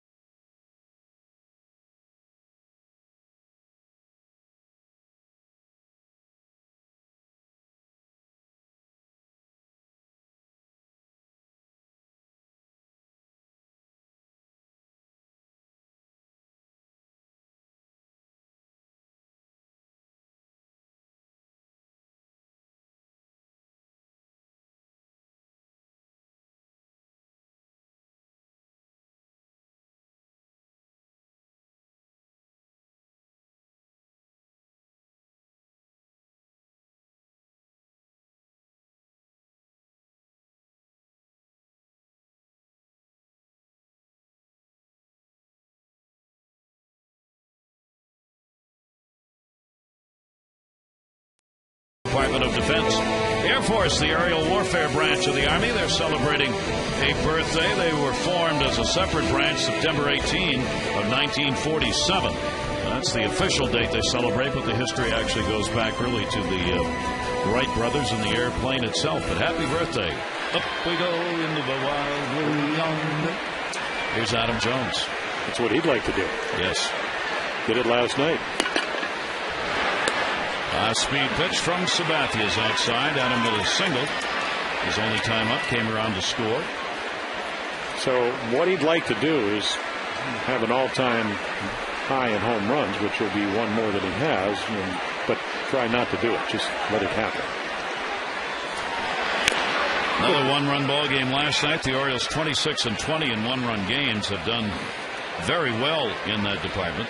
The Yankees are making a habit of it, playing in one-run ball games. Each of their last of 4 has been decided by one run. Joe Girardi's ball club on the year 18-17 in one-run games. Yeah, until last night they'd lost their last 5 one-run ball games. 1 ball, 1 strike count. Adam hitting at .284. Sabathia's delivery to him, and that'll be a base hit into right field. So the Orioles get the leadoff man on for the second time in the ball game. Time for our AT&T Mobility Trivia question. Tonight, who was the first wildcard team to win a playoff series? First wildcard team to win a playoff series. Playoff series. I'll guess the Yankees, only because they're playing here. Well, it would have been. Well, the Orioles might have done it. Okay. And but maybe. Well, I know they did it, but maybe they weren't the first. It's the Orioles. I'll go with the Orioles. You go with the Yankees? Good man, yes.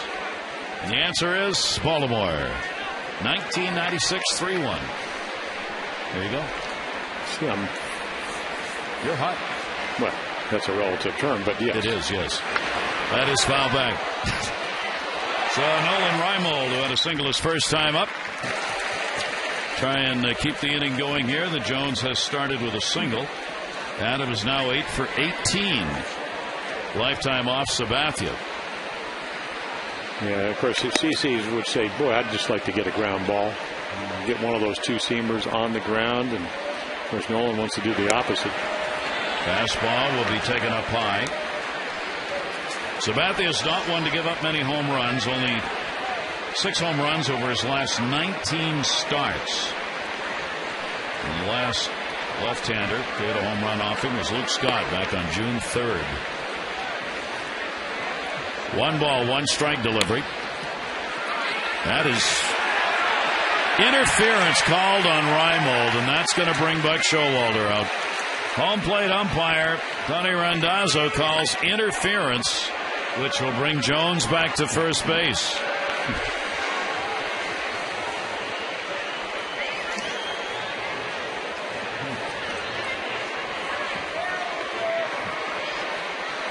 Well, no, he's calling him up for being out of the batter's box. No, I think he's calling him out for kicking the ball because he kicked it with his right foot. Watch this little right there. He kicks it. Now, was the ball fair? And obviously, he must have been ruled fair. But he definitely kind of kicked it with that right foot. And there'll be a put out for the catcher. Or maybe, you know what you can't do? You just can't kick it foul and go foul. Can't do that. No. Well, you can do it, but you can get called out. You got to be more subtle. Just kick it and not be yelling, go foul at the same time to do it. And it's got to be a fair ball, and it was because it was sitting on the plate. Kind of unusual because most of the time over the course of like 40-some years, every time the ball is down by batter's feet. Derek Jeter, Cano. They call it foul. Tatum hits into the double play. Leadoff single goes for naught. The Yankees still lead it 4-2.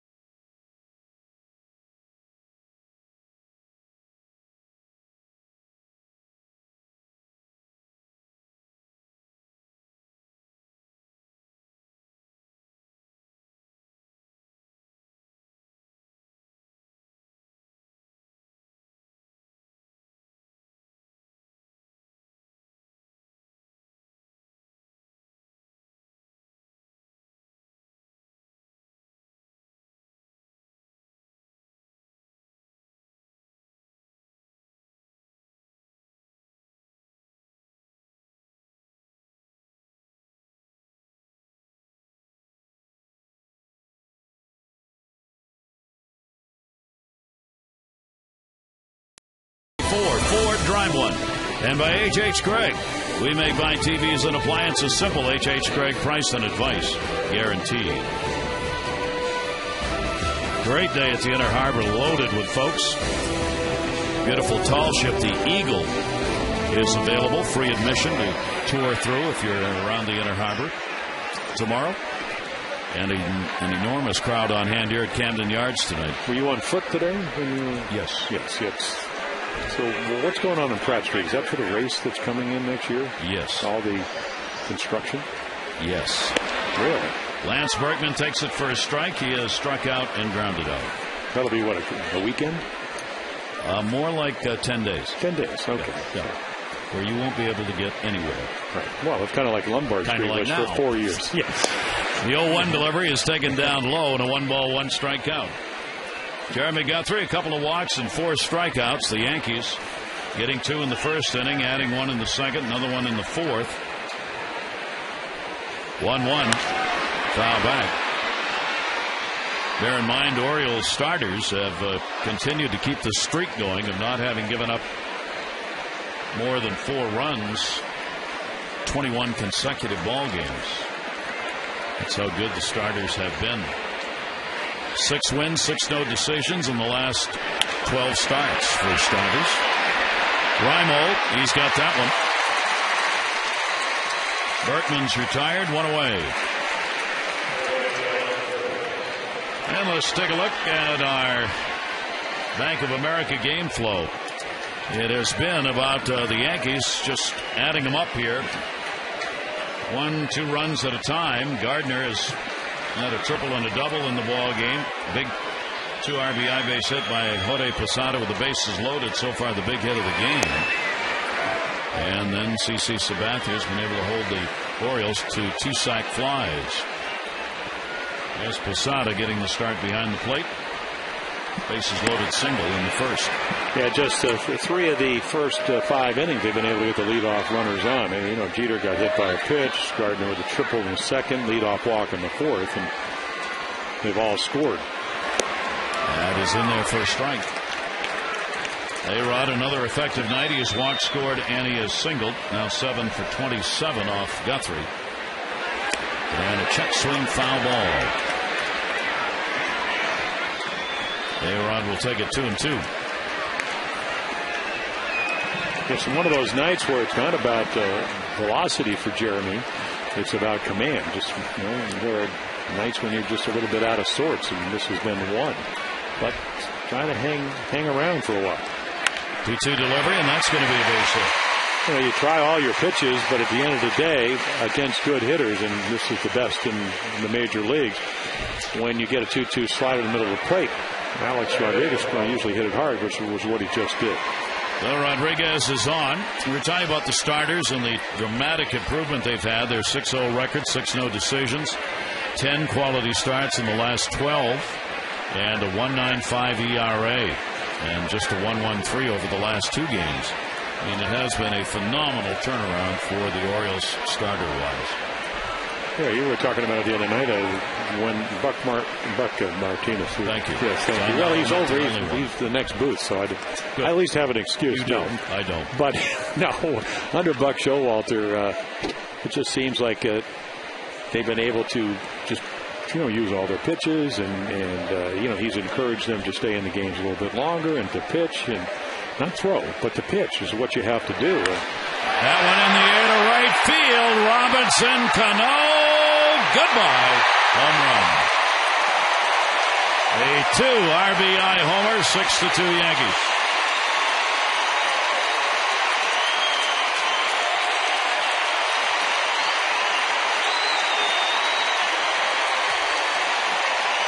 And that is obviously career high, so even if you're not a Yankee fan. Little change up. Right in the middle of the plate, lined out, base hit to right on a fastball, lined out to center, and then you speed up the bat with a changeup. He goes deep. Out onto the flag court to happy Yankee fans. Our Ford Drive of the game. Your local Ford dealer invites you to experience Ford like never before. Ford Drive One. Cano is just devastating Oriole pitching again this year. Foul back for Cano now. That's 5 home runs this year against the Orioles and 11 RBIs. He's hitting over 440 now on the season against the Orioles. It's his 3rd lifetime home run off Jeremy Guthrie. Jorge Posada, 2 RBI single and is lined out. He'll take the strike and Guthrie gets ahead of him 0-2. Mark Hendrickson, the left-hander in the pen now for the O's here in the 5th. And that will be away and a 1-ball, 2-strike count. Guthrie has given up 22 home runs on the season. And 15 have been hit by left-handers. Here's the 1-2 pitch, and that's down low.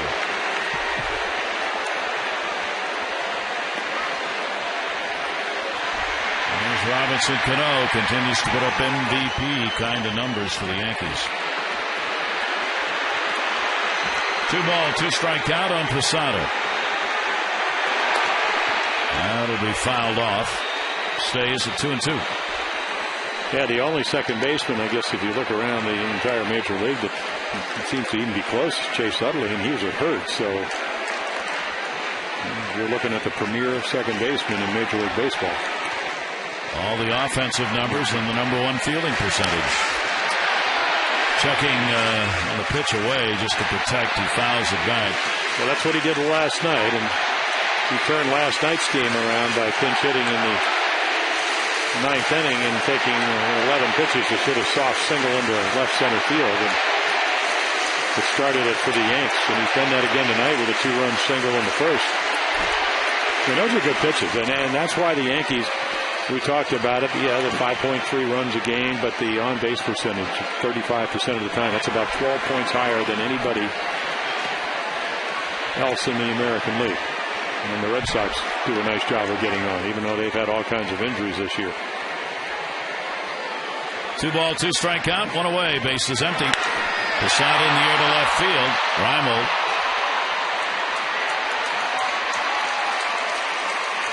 And there are 2 down here in the 5th inning. And by the way, San Diego did defeat the Cardinals by a score of 8-4. So now it's up to the Giants. They're playing at home against Milwaukee in a late game tonight to decide what the standings will look like in the National League West come tomorrow morning. Right now, the Giants are ahead of San Diego by a half game and ahead of Colorado by 1. 2 down, bases empty for Granderson. He drew a walk, scored in the 4th inning, and grounded out in the 1st. 0-1 delivery to him is down low, 1-1. Well, I think Jim Tracy, who manages Colorado, said it best. He said, we're down to a 15-game schedule, and for even teams that have played as well as the Yankees have played, that's what it comes down to, and you embrace that because good teams, every day they come to the ballpark figuring out how they're going to win a game. And it can be now, of course, with expanded roster, not just 25 guys. Yeah. And it could be more than that. Atlanta beat the Mets today 4-2. That's important in the wild card race. They still lead San Diego by a game and a half and Colorado by 2.5 in the National League wild card.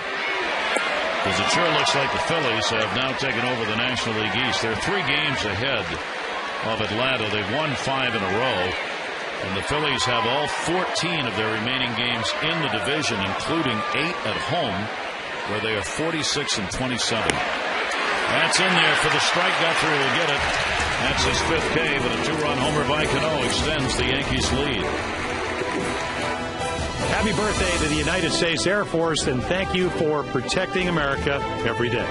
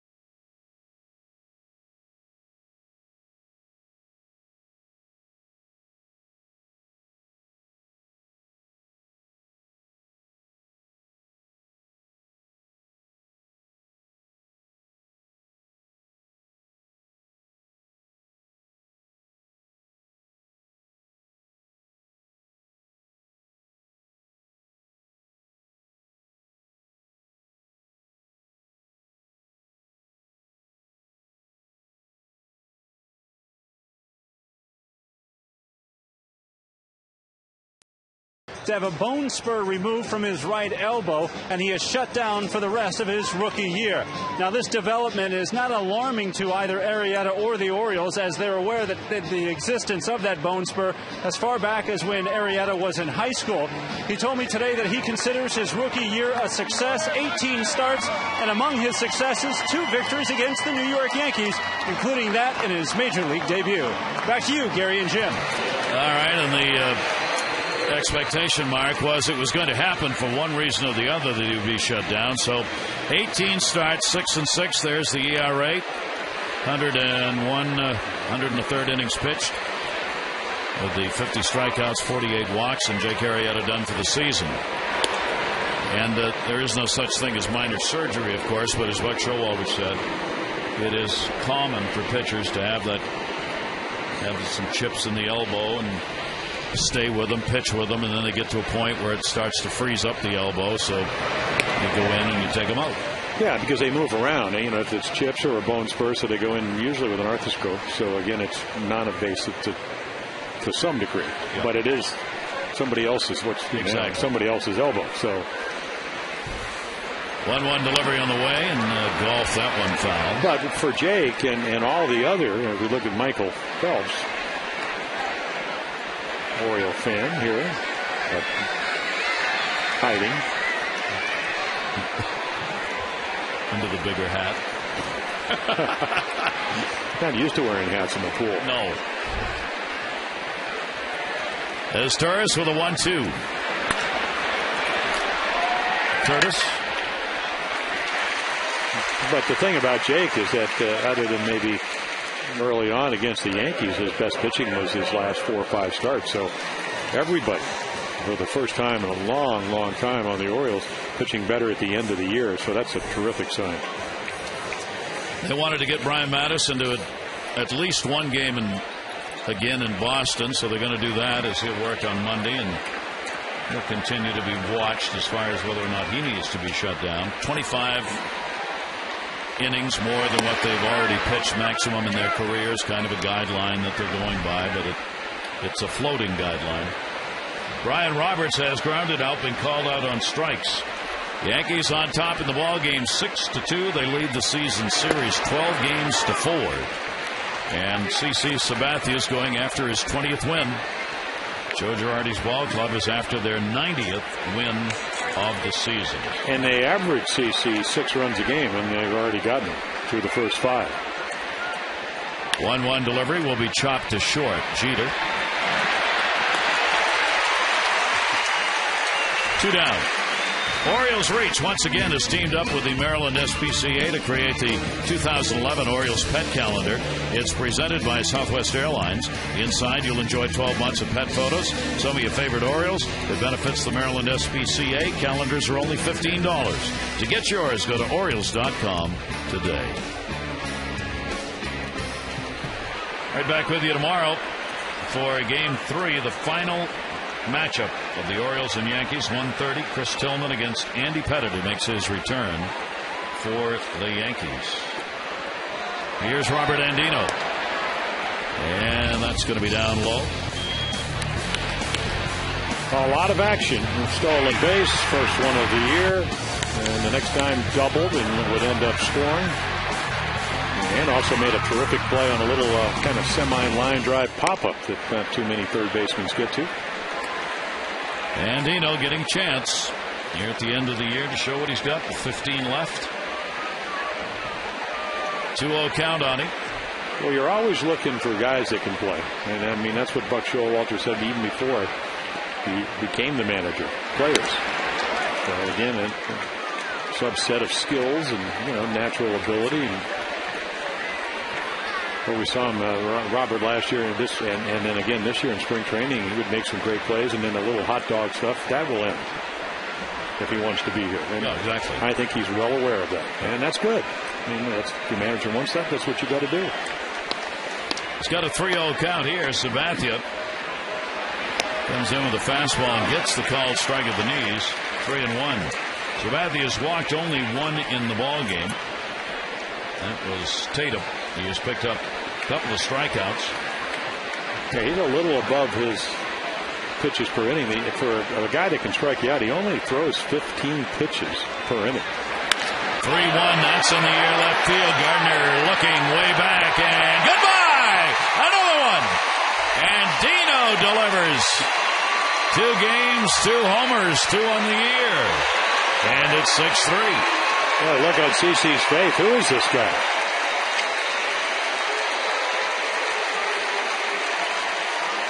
Well, it draws him within 3. I mean, this is a rocket. Got to throw a strike, 3-1. There's your H.H. Craig.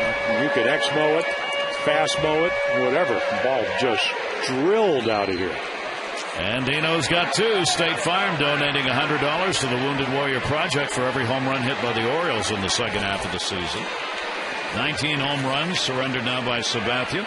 The Orioles make it a 6-3 game. That comes with 2 down here in the 5th inning. And Nick Markakis will take it down low for a ball. So he's tied with A-Rod for home runs in this series. Yes. A-Rod. Not exactly doesn't play, but it works, I guess, for the moment. Sure. 1-0 delivery to third. A-Rod's got that one. 1 run, 1 hit, no errors, nobody left. Robert Andino delivering the home run for the Orioles. He punched one last night and gets one tonight and gets the Orioles back to within 3.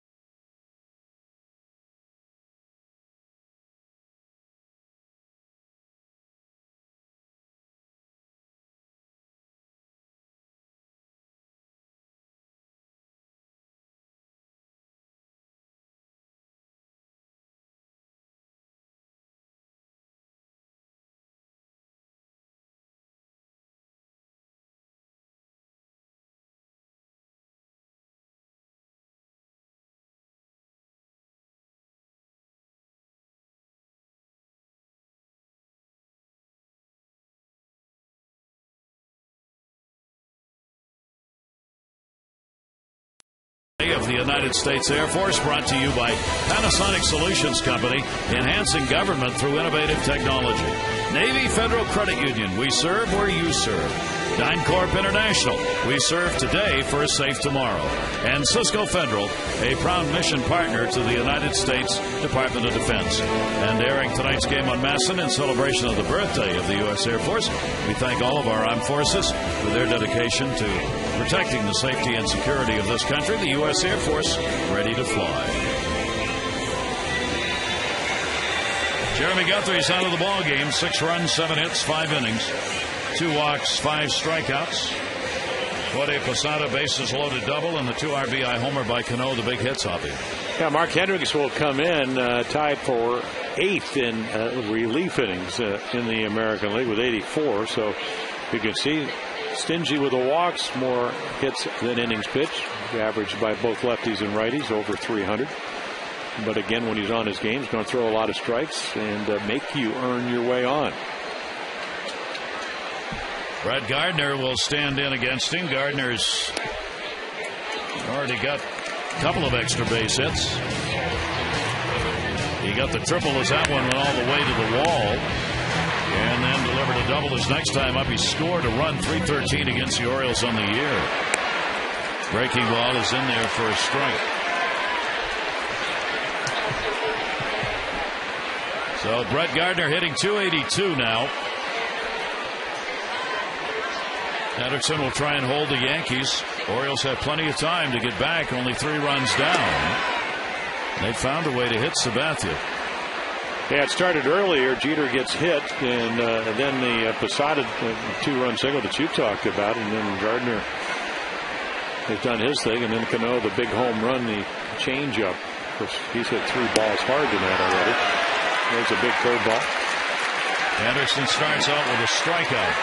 Yeah, the one pitch that's really stuck out in my mind, he's got a curveball, and you're going to see a good one right here, and it'll catch the outside corner, and it's really the 2-seamer to left-handed hitters when he's had a chance to come in. You start a right-hander, got a bunch of lefties in the lineup, even though lefties hit him at 324, but on occasion he has really been tough against lefties. And that 2-seamer down and in, a lot of ground balls. Here's Colin Curtis. He'll go towards first. Wigginton. And there are 2 down. Let's take a look at this date in baseball land. Got a 20-game winner maybe on the mound in Sabathia tonight. In 1931, Lefty Grove became the first pitcher to win 30 games since 1920, and Denny McLean would be the next one to do it. 1960, Pittsburgh's Vern Law, a complete game, got his 20th win on this date. And the final game to be played at the Polo Grounds occurred on this date in 1963.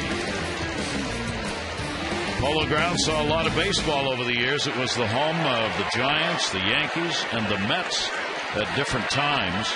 It opened in 1911 and closed in 1963. Did the Highlanders play there? I don't think so. They played up on the bluff, overlooking the Hudson.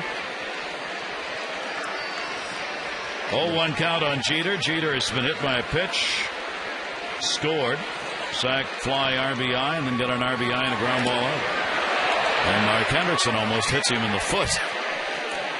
Yeah, one of the great baseball books of the era about the 47-57 Yankees and Dodgers and Giants. Only times they had 3 teams like that in a big metropolitan area. And then, of course, you had Duke, Willie, Mickey, your center fielders. Roger Kahn wrote that book. 1-1, grounded down to third. That's foul ball. You also had Boys of Summer, Good Enough to Dream. Yeah, but the era, that's one of the classics. If you really love baseball. And I will put up, along with that, Wait Till Next Year by Doris Kearns Goodwin. That is a tremendous book from a fan perspective, living in New York, and how they lived and breathed baseball, especially with the Dodgers and the Giants. 1 ball, 2-strike delivery by Mark Hendrickson, and there's a chopper. It's charged. It's Turris. Oh, just missed. It'll be an infield hit, and that'll bring Buck Showalter out. Buck's about ready to have one. He said today before the game, I'm close. Well, Baltimore chop, just defensive swing, and then Jeter at 36. Scampering down there, looking for get closer to 3,000.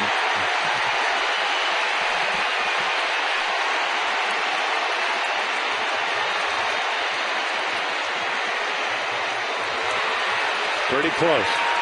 Paul Nort, first base umpire. He certainly wasn't. I mean, you really couldn't tell. And if it can't tell, the tie goes to the runner. Or it's supposed to.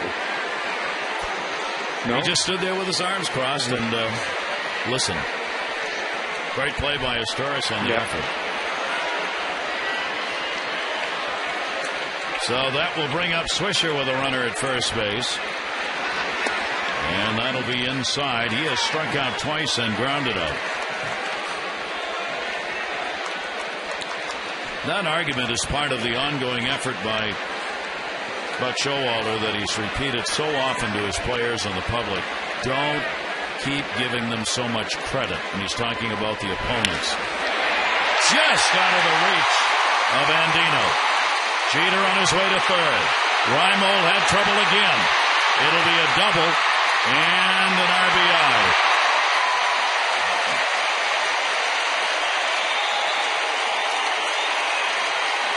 Yeah, Nick Swisher says couple of punch outs, ground ball back to the pitcher. I'm going to turn around. And then he hits a screamer. Great angle right here, right over the bag. Andino can't get there. Real tough play because if you conventionally play it off the wall, Jeter's going to score. So if you're Nolan, you're trying to get to it really quickly. And again, there have been some bobbles. I don't know if it would have made a whole lot of difference, but it certainly would have made it closer. So Swisher gets the RBI and the two-bagger. He's got 83 runs batted in on the year. It's a 7-3 ball game. Yankees get that run right back. Berkman will turn around now. Bat right-handed. Berkman has gone 0 for 3 in the ball game.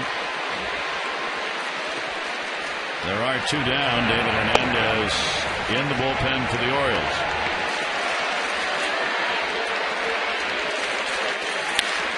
That's to short as Torres up.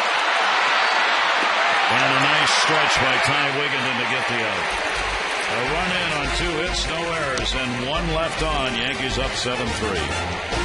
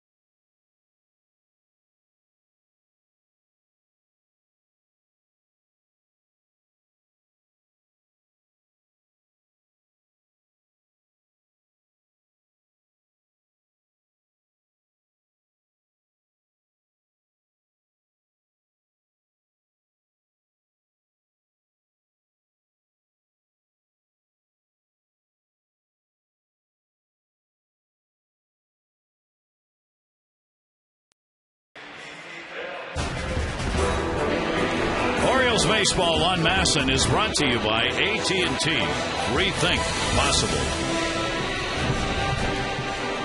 Will we see the first 20-game winner in the majors right now? His ball club, the Yankees, leading at 7-3. CC Sabathia, a walk and a couple of strikeouts.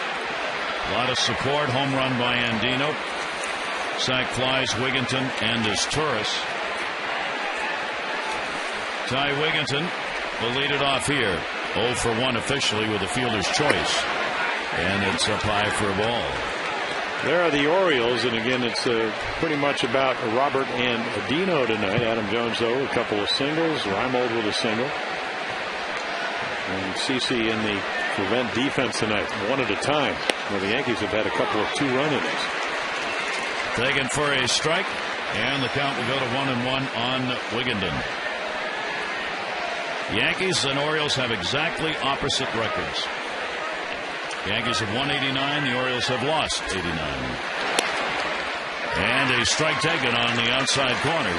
And a 1-ball, 2-strike count from CC Sabathia. Wigginton was not sure about that one and backed away. Girardi trying to get his club into the postseason again, secure his position as manager in New York. But Showalter trying to get his ball club to understand they can compete with anybody, as they've been doing, and improve on that 26-16 mark under him. 1-ball, 2-strike count.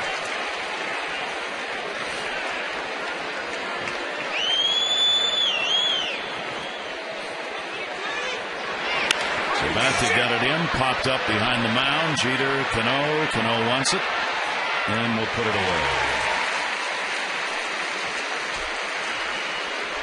Take a kind of interesting look the last 20 games, and it gives you kind of a microcosm of what goes on. The Yankees, they hit higher for the average. They score more runs per game. Actually, the Orioles runs against the Yankees higher than their normal, and then they can't match them with home runs and in the bullpen ERA. Look at that, almost a 4-run difference. And you go to the back end of the bullpen in the 9th inning. In those 20 games, the Yankees have scored 22 runs against the Orioles back end of the bullpen, and the Orioles have only scored 2 against the Yanks, and it does really make a big difference. That's why the Yankees, we were talking about it last night with that win. That's 46 come from behind wins for the Yankees this year now. And you got Rivera at the end. If you can come back, get a lead, you're pretty much assured of the 3 final outs. They lead the majors and comeback wins. And then they went out and got Kerry Wood, and he's been 1 run in his last 20 appearances since the trading deadline, July 31st, and then the job at Chamberlain kind of picked it up. His ERA under 2 runs a game in that same time span. So now the back end of the bullpen, a little bit more alike. We saw David Robertson last night. He's been great. More like last year when they had Phil Hughes out there, who's now a starter. Check swing and a pitch inside did not go around. Fox has flied out and struck out.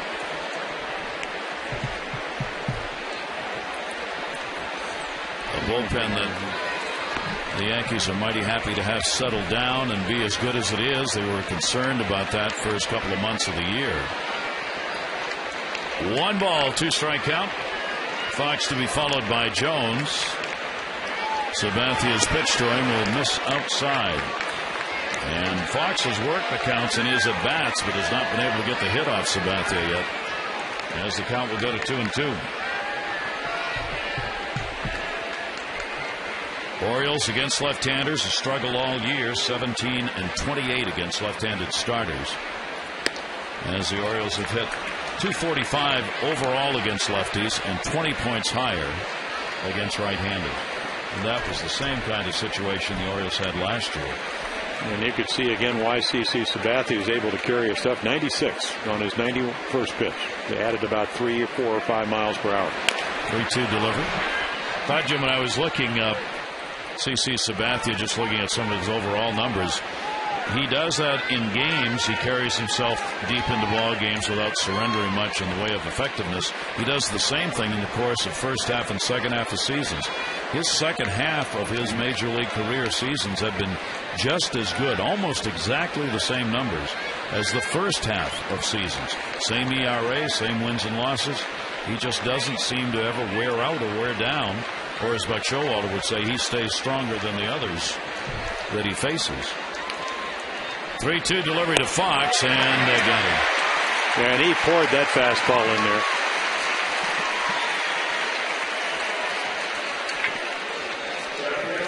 We're going to take a look right here, inside corner, nicely presented by Posada. Trying to be a 20-game winner of late. There have not been a lot of those. Cliff Lee, Brandon Webb in 2008, 2007. Josh Beckett, 20-7. Roy Halladay with a 20-11 mark in 08. Mike Mussina getting it done. CC Sabathia, 19 wins 3 times since 2006. And now an opportunity to become a 20-game winner for the first time. There were no 20-game winners last year. There were the 4 in 08. Beckett was the only one in 07. And there were no 20-game winners in 06. Well, if there were ever any doubts about CC Sabathia, when he got traded to Milwaukee and went 11-2 with a 1.65 ERA at the end of the year, pitched 7 complete games in 17 starts, 3 of them shutouts, took the ball every 4th day the way we used to pitch. Why wouldn't you give him the kind of money that they gave him? You know, he's durable, he looks like a big guy, and he is, but he's very athletic. Can repeat his delivery. Not too many 6-7 pitchers can do that. Well, he's one of the best in the game. There's no question about that. Jeter at short on the Jones ground ball, and Sabathia retires the side in order. We've completed 6 here at Camden Yards. The Yankees on top, 7-3. Happy birthday to the United States Air Force. Thank you for protecting us every day.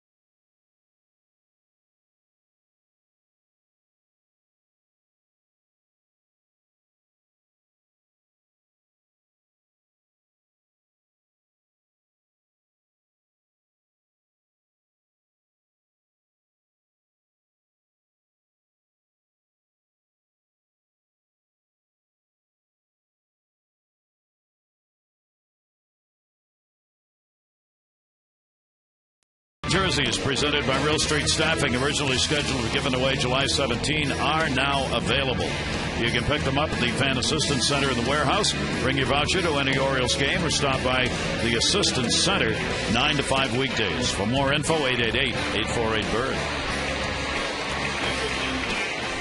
48,775. 48,775. Only the second sellout of the year and the first one since opening day here tonight. Here to see David Hernandez come in relief here in the 7th. David back off the DL. So we'll see what he can do against the heart of the Yankee order. He's got the stuff to do it. Fastball anywhere in the mid-90s. Has touched in the upper 90s when he first went to the bullpen. A-Rod has had a perfect night. 2 singles, 2 runs scored, and a walk in the ball game. David Hernandez, this will be game number 4, including 1 start against the Yankees. And he's given up 6 runs on 6 hits in 6 innings against the Yankees this year. The 0-1 delivery to A-Rod will be foul back. And that one in 97, but he has found, and I've found from watching him, that he's still got to make good pitches. They turn that mid-90s right around if you're in the middle of the plate. Hernandez with an 0-2 count as we go to the 7th inning. 7 runs on 9 hits for the Yankees. Orioles, they've picked up their 3 runs, sacrifice flies, and a home run in the ball game. 6 hits, no errors in the game. Rodriguez, Cano, and Jorge Posada, they've done damage in this ball game in the middle of the order. A-Rod goes to short on this one. Is Torres. 1 down. Robinson Cano has been a menace to the Orioles throughout his career, and he's continued it tonight. Yeah, after lining a base hit to left, line drive to center, just a high changeup, and he just doesn't miss those kind of pitches. Look at those numbers: 30 for 67. Cano will stand in with 1 down and nobody on.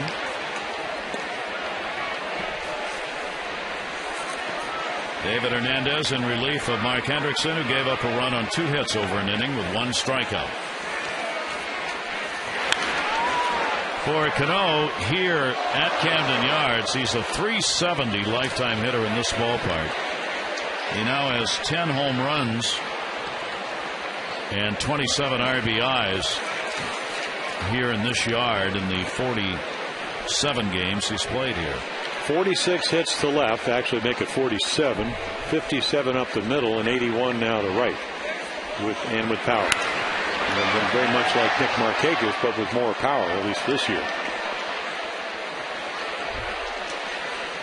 I mean, I still remember when Daniel Cabrera had the no-hitter going to the 9th inning, and he was the only guy. He would break it up, single to left field, with I think 2 out in the 9th or 1 out in the 9th. And of course, Cabrera was throwing the upper 90s with swooping curveball, and he's the only guy that could have good at bats. And it seems like he's always had slow starts, Gary, and figured out the second half. This year, it's been from start to finish. Actually, hard to believe. You look now, but there was some question when coming into the season that Robinson Cano had 1 good year and that was going to be it. You know, which was Robertson Cano last year or the year before. Here's the 0-2 delivery on the way, and a breaking ball that he will take, and a 1-ball, 2-strike count to him. Not much question about the talent he's got. So many categories that he's among the top 10 in the league in.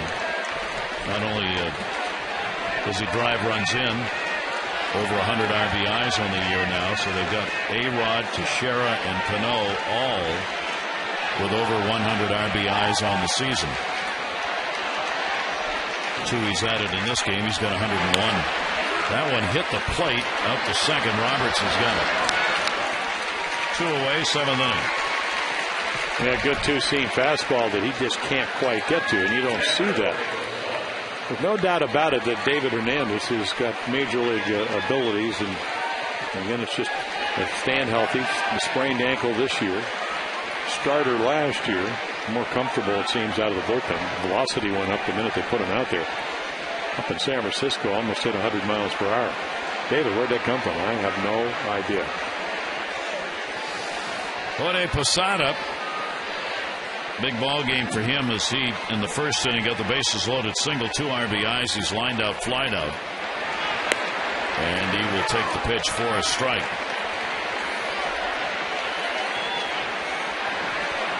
Yankees on top 7-3 here in the 7th inning.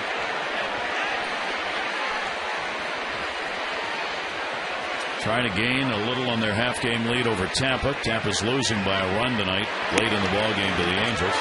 Strike taken, and an 0-2 count on Jorge Posada.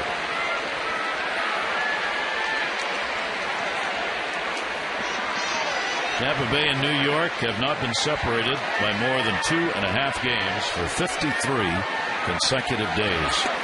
Swung on and missed. Hernandez gets him. 7th inning stretch time, Camden Yards, brought to you by Jack Daniel's Tennessee Whiskey. Please drink responsibly.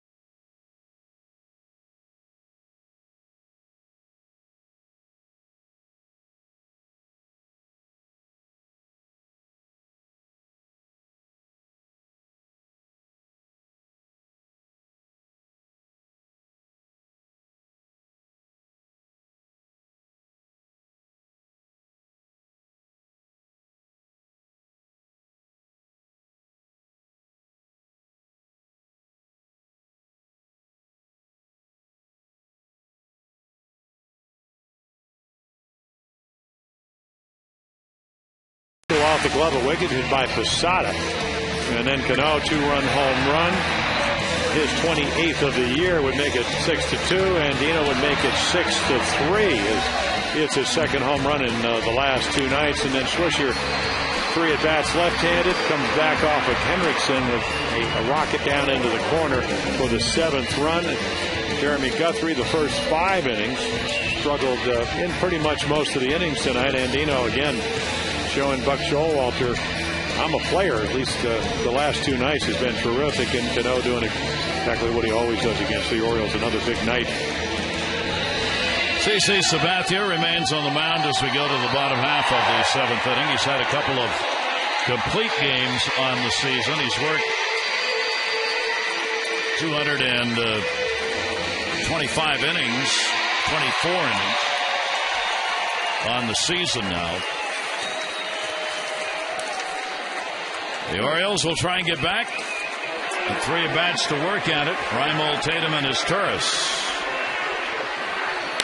And Reimold will foul it away. Nolan's had a single.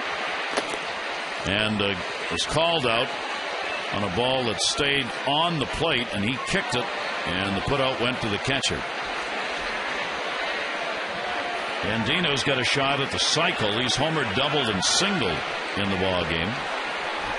0-1 delivery, off speed, swung on a miss by Reimold. 0-2 from Sabathia. Yeah, 98th pitch. And again, he averages 15 an inning. Actually, a couple of years ago, Gary, down under 15, 14.1. Power pitcher that throws strikes. And again, the 2-seam fastball. Probably hasn't had as much command of that tonight, so he hasn't had as many easy outs as he can get. And 2 deliveries inside. We were talking about Sabathia's, there's the bullpen getting ready with Java Chamberlain up.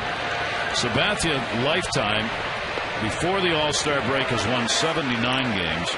After the All-Star break, he has won 76. There aren't many pitchers who have that kind of consistency for the whole season. Swung on and missed. That was strikeout number 4. 1 away. This copyrighted telecast presented by authority of the Orioles may not be reproduced or retransmitted in any form. And the accounts and descriptions of this game may not be disseminated without the express written consent of the Orioles.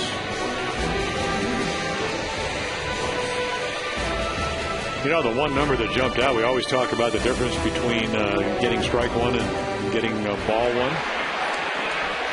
When they're 0-1, they hit 213, which means he gets ahead. When he gets behind, they hit 220. It tells me he can make some good pitches.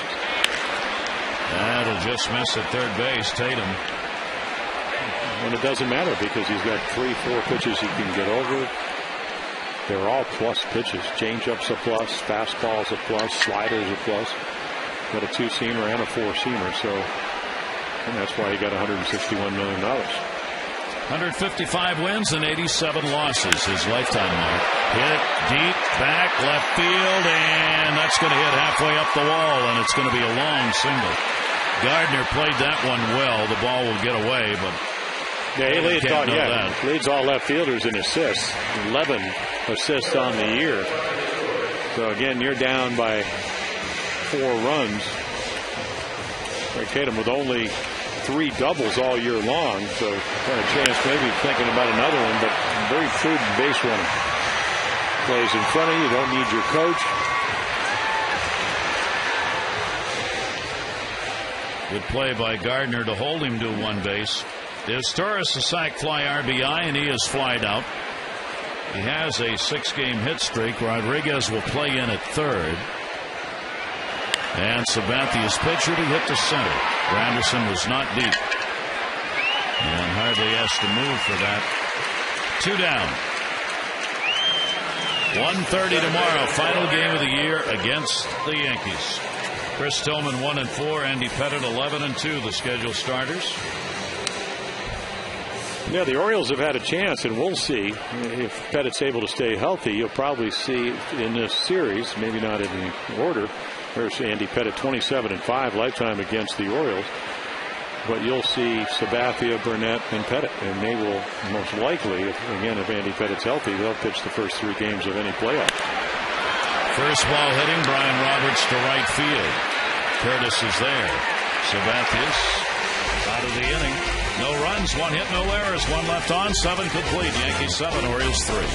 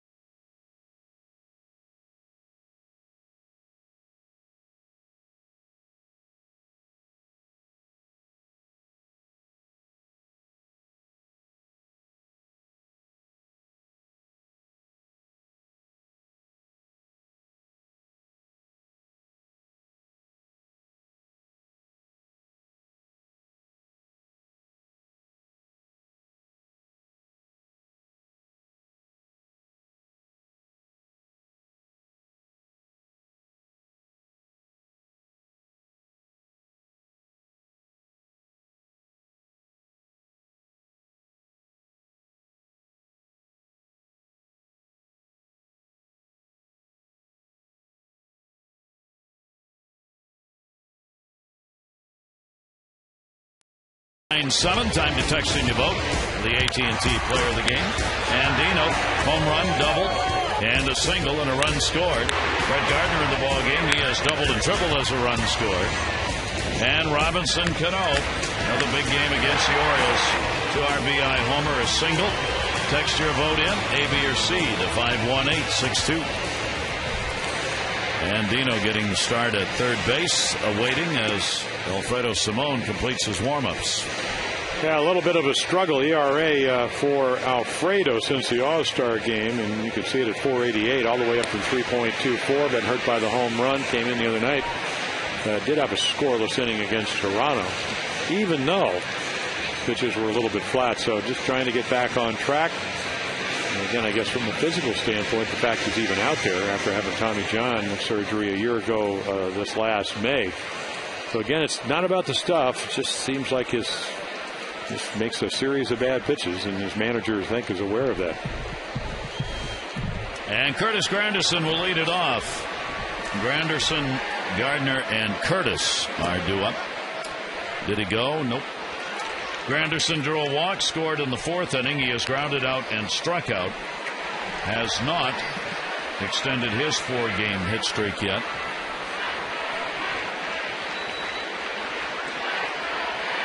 Salone's pitch to him, and that's going to be a strike on the inside corner.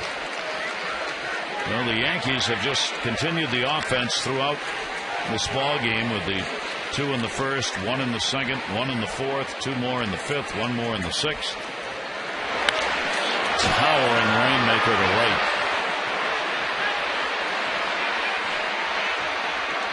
Markakis has it, and Granderson's retired. Find the latest gear at the official online shop of the Orioles. Browse the largest online selection, official caps, t-shirts, jerseys, and collectibles for the whole family. And you can do it 24/7 from the comfort of your own easy chair. Get your gear from the official source, the Orioles.com shop. Or laying on the floor upside down with a phone in your hand. It'll work too. Here's Brett Gardner. Gardner has doubled, tripled, and struck out. Simone's pitch to him is in there for a strike. Guthrie gave up 6 runs, 7 hits over 5. Mark Hendrickson a run on 2 hits over 1. Hernandez an inning with a strikeout. Sabathia has gone the distance for the Yankees with 1 walk and 4 Ks. Gardner will take the pitch inside.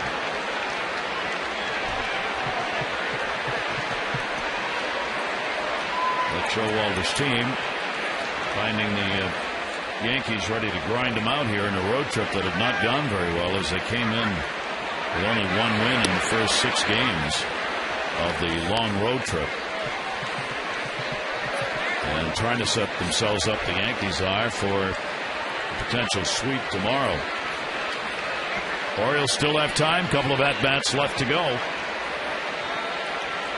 2-1 delivery to Gardner. Chopper up the middle. That's going to be a base hit. Well, half the battle, if you're a speedster, and again, that is what Brett Gardner brings to this ball club, is put the ball on the ground.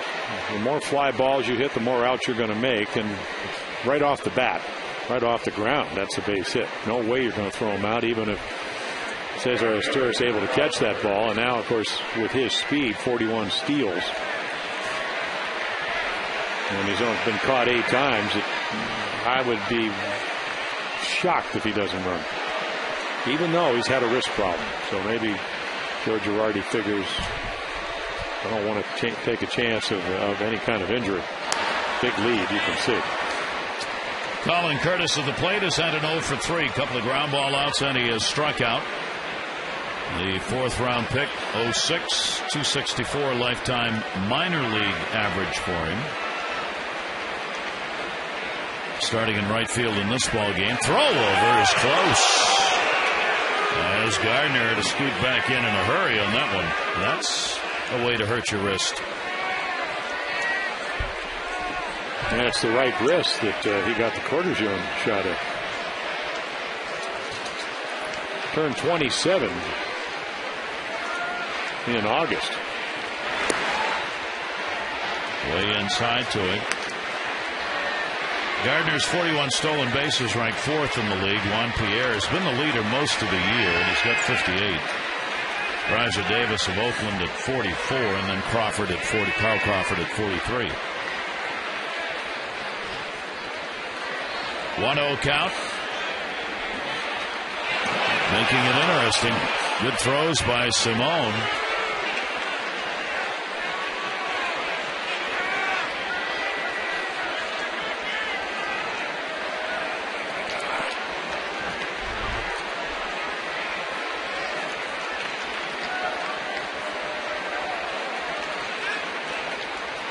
He's still got a pretty good lead over there. There he goes. Here's the throw. Stolen base. Backed up by Jones. He picks up 42.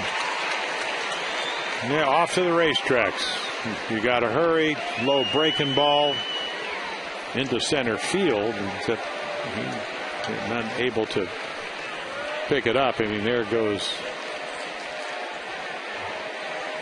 This time sliding on the left wrist. Brett Gardner gets into scoring position for Curtis. Curtis has got a 2-0 count. And a whirly-bird cut goes to 2-1. Curtis has played in 28 games. He's had 11 hits and 56 at bats, a home run, 8 RBIs. And the slider is going to miss. 3 ball, 1 strike count. Top of the order, Derek Jeter waiting on deck.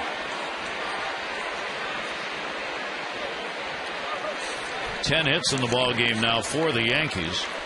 Yeah, that home run, actually, Brett Gardner got ejected with 2 strikes on him. They'll move the runner up. Roberts will make the play, but there were 2 down. So there's 2 strikes on Gardner. They send up Curtis. He hits a 3-run home run on the 21st of July, and that was his first major league home run. Pretty timely. Well, now the Yankees will send Jeter up with 2 down, looking for the 2-out RBI. Jeter has scored a couple of runs in the ball game and driven in 2. He's got a 7-game hit streak now. The RBIs came on a sac fly and a ground ball out. His single was in the 6th inning, his last at bat.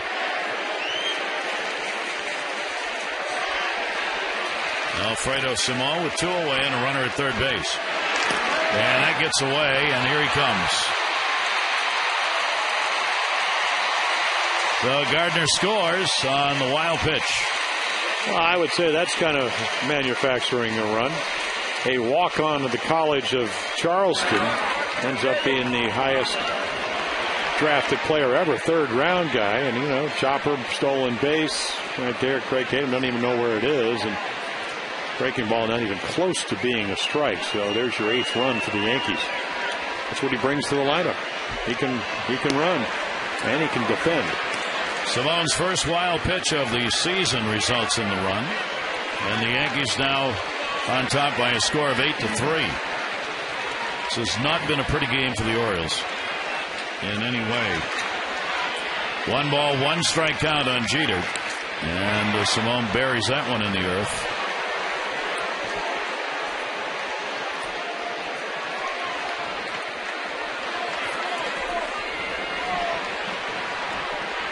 These are the games that get out of control inch by inch. And the Yankees have just kept extending it. Well, these are the games that the Orioles usually play in September, and this hasn't been the case this year. Yeah.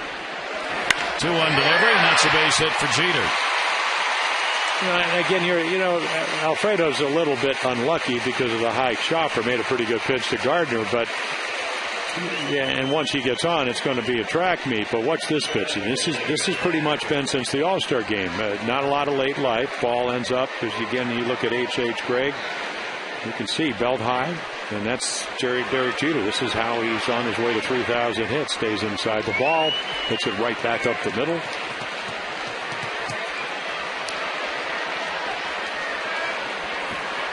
Two down, runner on at first base. Yankees with 11 hits. This is not a good team to end up with your pitches in the middle of the plate. They just hit too well. Nick Swisher has struck out twice, grounded out, and has an RBI double in his last at bat. 83 RBIs and a .287 average for him. Swisher against the Orioles has driven in more runs than any other Yankee this year, 16, with a .320 batting average against the O's.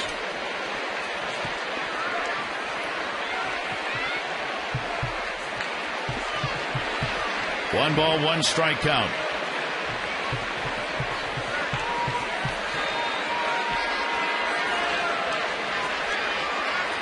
Here's the 1-1.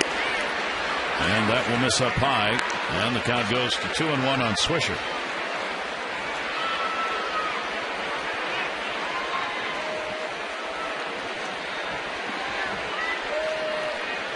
Jabba Chamberlain, second time up in the bullpen.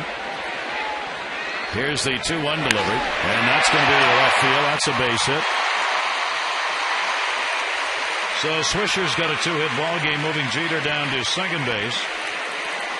And the Yankees with 2 down, 2 on, and Rick Kranitz, the pitching coach of the Orioles, is on his way to the mound. Rick Showalter would just as soon not have to go deeper here in this bullpen.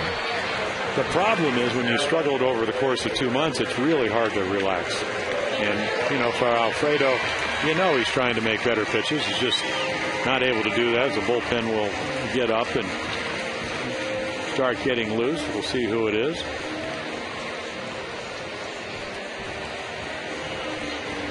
Swisher will come out of the ball game. Eduardo Nunez will come on as the pinch runner. He's in the DH role. So Rick Vandenherk will get up to throw in the bullpen. As we said earlier, if he has to come in, that could affect when he pitches and if he pitches in Boston.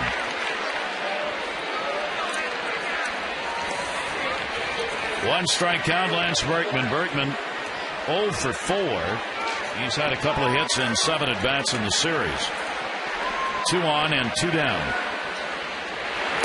Berkman will take that in the dirt, and Tatum's having to move all over the place behind the plate here.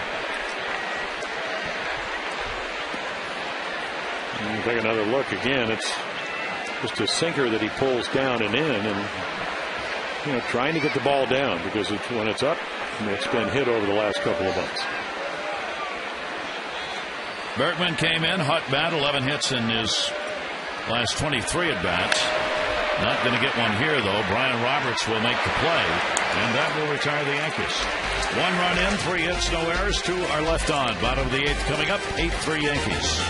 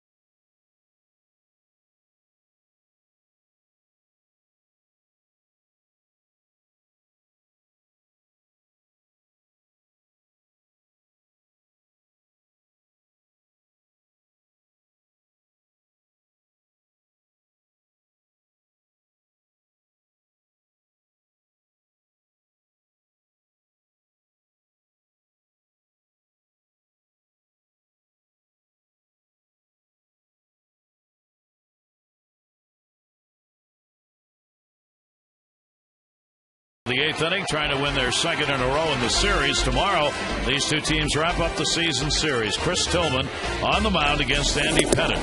Coverage on MASN HD begins at 1 with those extra. Presented by your local Ford dealer, followed by game coverage at 1:30. All the access you need right here on MASN.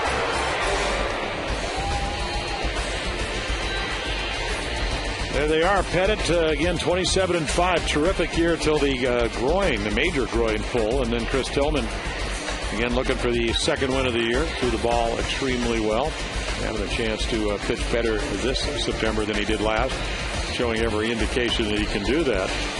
So Jabba Chamberlain comes on, and again the numbers not good early in the year, very good since again the 31st of July. And along when Kerry Wood came over in the trade, so only 4 earned runs in the last 21 innings. Actually got the win on the walk-off home run and switcher last time he faced the Orioles. And Greg Golson will come on to play in right field with Curtis out. So CC Sabathia is out of the game with a chance to beat the Major League's first 20-game winner. And he leaves, giving up the 3 runs, 7 hits over 7.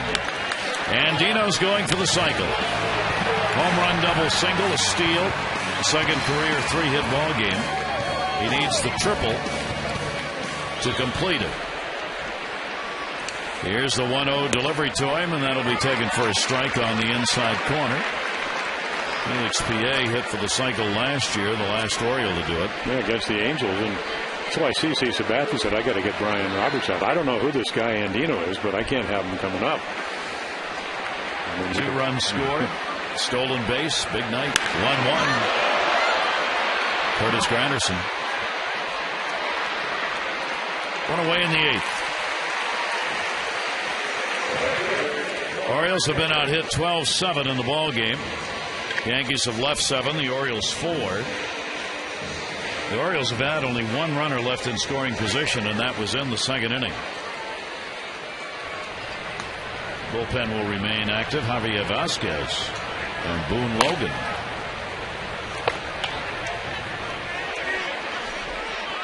Here is Nick Markakis. 0 for 3 in the game, 0 for 6 in the first 2 ball games of this series.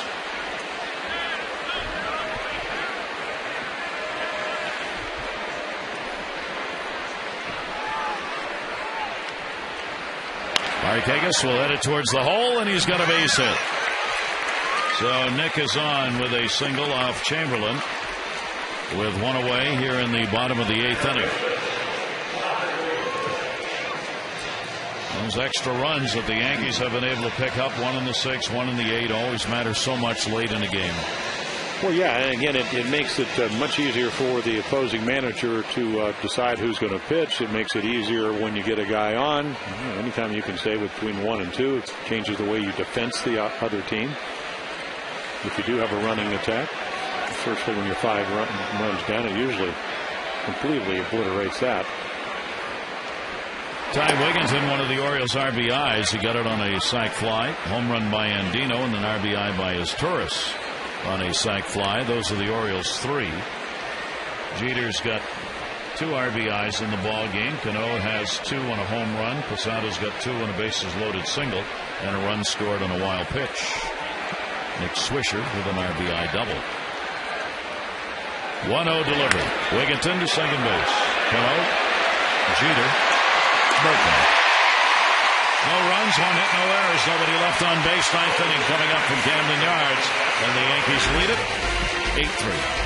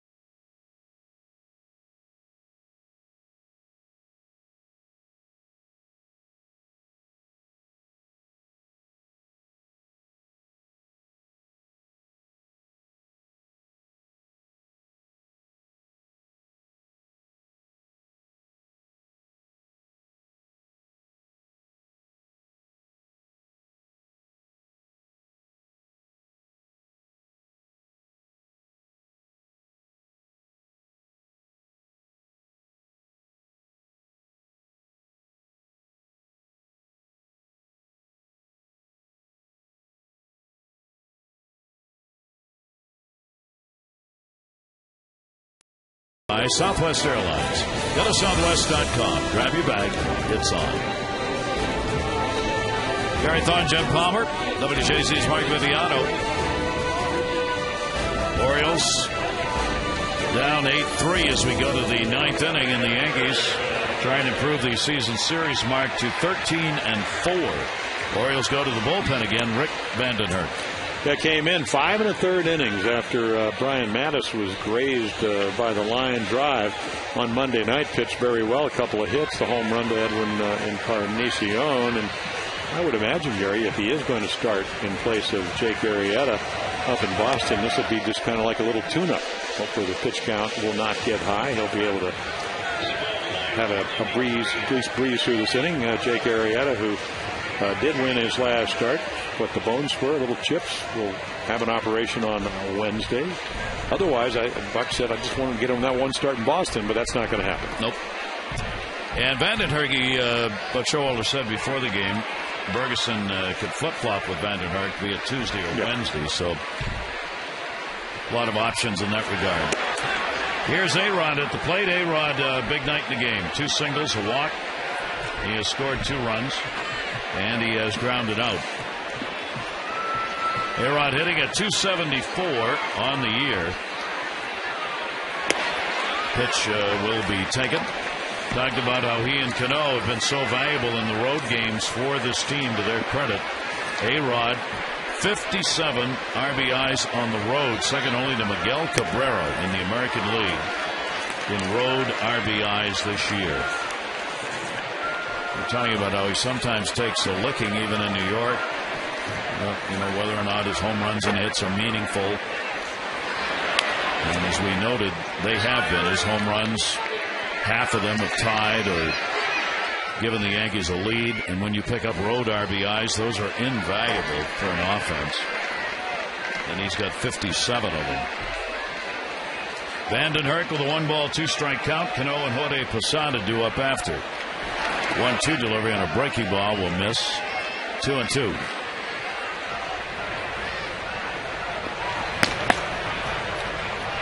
Godin now has joined Vasquez in the pen. Yeah, number 41, and you can see there.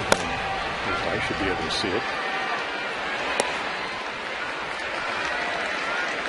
Vasquez has made 25 starts and 3 appearances out of the bullpen. He's one of the pitchers that the Yankees had some concern with, effectiveness-wise. Yeah, he struggled off and on. Swung on and missed. Vandenhurst gets him. That's a pretty nice way. First time you've ever faced Alex Rodriguez. In fact, the only Yankees ever faced was Kearns and Teixeira. Coming over from the Marlins, 3-2 slider and a good one. And again, big, tall right-hander. And he was throwing in the mid-90s against Toronto on Monday night. One away. That'll bring up Robinson Cano. Big home run, 5th inning, 28th of the year. Good for 2 RBIs. He's also singled, 2 for 4. He has a 5-game hit streak. And he will take the pitch away for a ball. Yankees continue to be number 1 in runs scored. Not only in the American League, but in the majors. They were the same last year when all was said and done. 4 of the last 5 years, Yankees have had more runs scored than anybody else. So when you were facing them as a pitching staff, you had a lot to shut down. Yankees have rebounded with a big night here offensively. 3-0 count. Well, Cano gives him such flexibility. Just earlier this week, they hit him number 2 because of injuries. But he could hit anywhere in the lineup. I mean, he could hit 3, 4, or 5. Obviously, when you have Teixeira and A-Rod, they're not moving, but walked him on 4 straight. Yeah, more walks for Robinson this year than ever before. So everything up: home runs, RBIs, fielding percentage, walks. Well, not stolen bases. The only thing he has not been able to do with any great regularity. Jorge Posada. 2 RBI single with the bases loaded in the first inning. 1 for 4 in the game. Yeah, he's such a valuable Yankee. You were talking last night about being one of the core 4. Came over along with Jeter and Rivera and Pettit back in 1996 when they went on that run. But you beat him tonight. The big hit last night, the big hit tonight. CC Sabathia will tell you, maybe I didn't have my best stuff or command tonight, but he helped steer him through 7 innings. And he'll take that pitch away. And that will bring Tatum out to the mound to have a talk with Vandenhert. Simone worked an inning, gave up a run on 3 hits in his relief appearance for the Orioles. Orioles have used 5 pitchers in the ball game now. And this is where Jorge becomes a home run guy, where he'll look for a fastball. I mean, he's 38 years old. I said 38, 39. He said 24. Close enough. I said, not your number, your age. But this is when he cheats a little bit. He'll look for a fastball middle of the plate. And takes a strike. Well, maybe not, because reception has a lot to do with it. Didn't pick it up. 2 ball, 1 strikeout. Runner at first base and 1 out. Vandenhert looking for the ground ball here. 2-1 delivery. Clearly Jorge Posada is of the Craig Biggio school of do not touch my batting helmet. Biggio wouldn't let anybody touch it for the whole season. Well, this is like a whole career, I think, here. And you can look at the mud because he touches his cap every time, every pitch. He'll step out, he'll reach out. Did he go? Ooh, said yes. Well, just think of just this week. Posada pinch hits to take a look at the check swing here, but on Tuesday night he definitely went. On Tuesday night he hits the game-winning home run. 432 feet against Tampa down in Tampa Bay, or actually St. Petersburg. 3-2 with a runner going, and he fists that one into his own dugout. Then he gets a big hit last night, big hit tonight.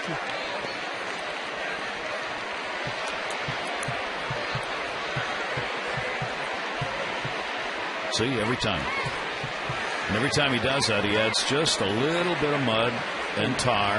And no batting gloves. To the top of the helmet. Because he can store the tar on there to put on his hand on the top of his helmet. 3-2, runner going again, and walked him. So Vandenhert has come on and walked 2 after getting a strikeout.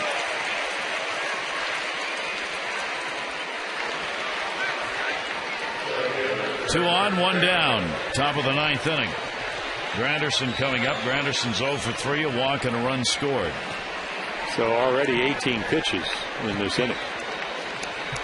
Not the easing inning that Buck Showalter hoped that Rick would have. Runners off first and second with 1 down. Granderson will take it up high for a ball. And that's going to bring Bert Kranitz out and asking for a timeout as he heads out to the mound.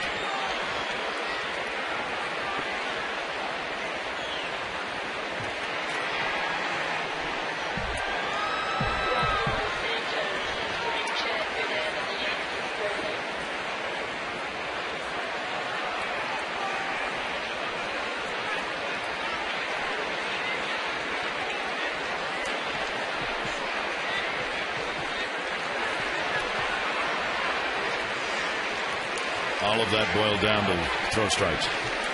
Well, try maybe a little target, a little different focal point. And of course, with that said and done, you have a guy that's been swinging the bat well in Granderson, so it's not like you're throwing in the bullpen. You just say, okay, I'm missing away, I'll throw it in. This guy's waiting for you to throw one in the middle of the plate, which he does, and he takes it. 1 ball, 1 strike count on Curtis Granderson. Change up, throw something else. Yankees have Cano on at second base. Jorge Posada's on at first. 1-1 the count. And he'll miss up high. It's almost slinging the baseball. Yeah. Well, it does look a little bit different, and I don't know if that's just the fact that he's not able to finish his delivery. Again, the 5 1/3 innings, but he's had 4 days in between, but maybe that stretched him out a little bit more. Starting pitcher, there's another changeup that misses away, so obviously not having the command of his stuff tonight. Sanchez in the bullpen. As Godin and Vasquez have set down. Here's the 3-1 delivery. It's long, it's deep, and it's foul. He had 30 home runs last year. Kenny Singleton, one of my former teammates, does television for the Yankees, said that since the batting change, he's been ripping balls foul. In fact, just made his back quicker. And just moved him back about 6-8 inches. Again, that that trigger mechanism hitters have. The 3-2 delivery on the way, and that's in the air to center. Jones going back. Warning track. Wall, and goodbye. Home run. Curtis Granderson, a 3 RBI homer. 11-3.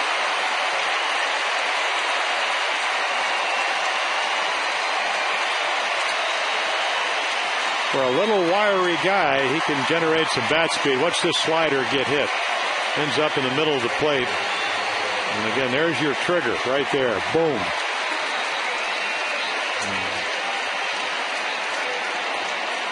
It's got to hurt. No wonder Adam gets hurt.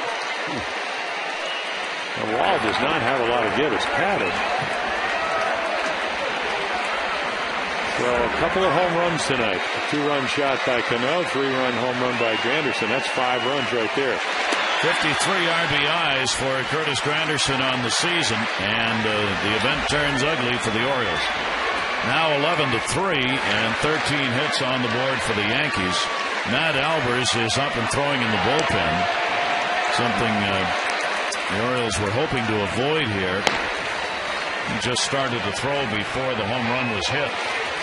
Gardner gets another shot at it. He gets a home run. He's got the cycle. Triple, double, single. And he's been called out on strikes. And chases one that's tailing away. Vandenhurst will get the strikeout, 2 away. Well, this is more like Monday night. And again, Gardner 0-2. Brett's going to just chase. You see very flat-footed swing trying to make contact. Couldn't do it. Greg Golson will get his first at bat of the ball game and takes it for a strike. He's playing in right field. Golson in his 16th game. He's picked up 3 hits in 13 at bats. 1 extra base hit, a double. And the 0-1 pitch to him, and that's going to be in there for a strike. So 2 down, 9th inning, 11-3. As the Yankees have continued a constant barrage of picking up runs here in this ball game. 0-2 will be lifted to left. Reimold over, and he's got it. But 3 runs in. Granderson, the 3 RBIs on the homer. Bottom of the 9th coming up.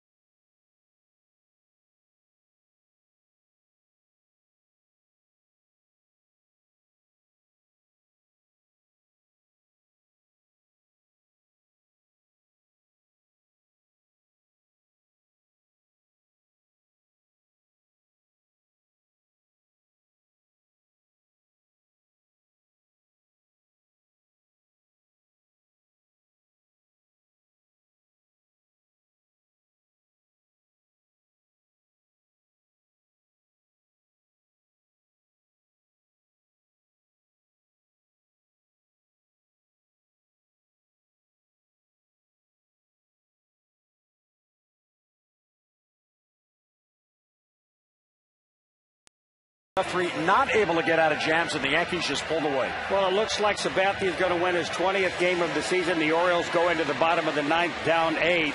They end up scoring 13 hits on the night, 2 home runs. Cano and Granderson are on the board.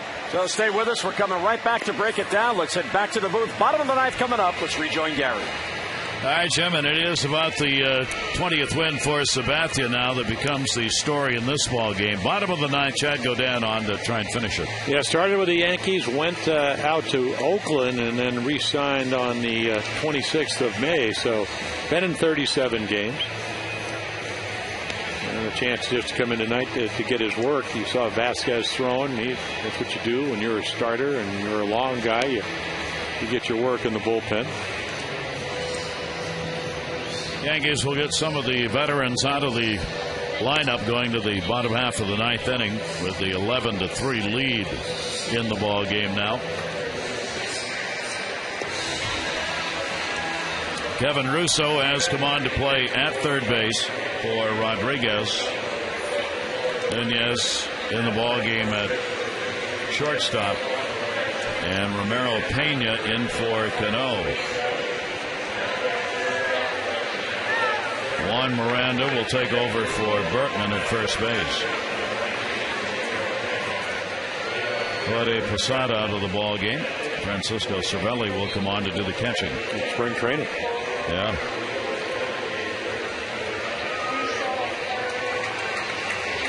So the Orioles in the bottom of the ninth down here. Chamberlain worked an inning. He gave up just one hit. And CC Sabathia 3 outs away from becoming the first 20-game winner of this season, and the first one since 2008. Big Fox will take the pitch for a strike.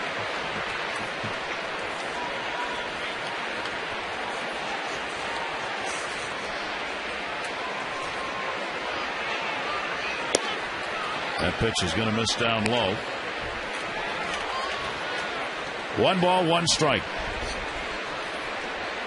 Orioles barring a miracle comeback here in the ninth will have to try and avoid the sweep tomorrow with Tillman against Pettit. Down to third, Russo. 1 away. Let's update you on the voting for the AT&T Player of the Game. There are the results so far. You can text in your vote, A, B, or C, to 51862. Results on the O's Extra post-game show. Patterson will come on and pinch hit for Adam Jones. Adams had 2 singles and a run scored, 2 for 3 in the ball game. Do you think he's coming out just as a pinch hitter, or did he do something when he hit the wall? Well, you just don't know. You know, maybe that, I don't know, Pettit's pitching tomorrow, so it's not about getting him in the bat, other than maybe if he had a pinch hit late in the ball game. Miranda. 2 down in the ninth. Got Bobby Abreu's number. Pretty good number to pick if you're a young player. Of course, Abreu played for the Yankees for a number of years, had some terrific years. Nolan Reimold has singled, 1 for 3 in the ball game. So Sabathia is going to go 20-6. It's a nice little year. Not bad. And a chance to win 1 or 2 more. Well, just think about it. You know, you come over, you get the big contract. You know, he wins 19 last year, and it's not always easy for some guys to do it. I mean, it's easy to take the check, but to man up and go out there. And tonight's a perfect example. Again, not your best stuff, but you know, you pitch somebody who's really been on a roll. Jeremy Guthrie's been outstanding the second half, and tonight the Harry hitters were better. He was better than Guthrie, and that's why the scoreboard says 11 New York, 3 Orioles. Jeremy Guthrie will take the loss. He will go to 10-14 on the year. The Yankees will improve against the Orioles to 13-4. And the Yankees will win their 90th ball game, including their 41st on the road this year. 1-1 delivery to Reimold. That'll be outside. 2 ball, 1 strike count. And these 2 teams will play for the final time tomorrow afternoon at 1:30.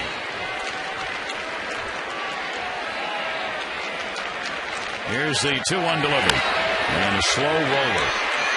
Rodin's got it. And nobody else does.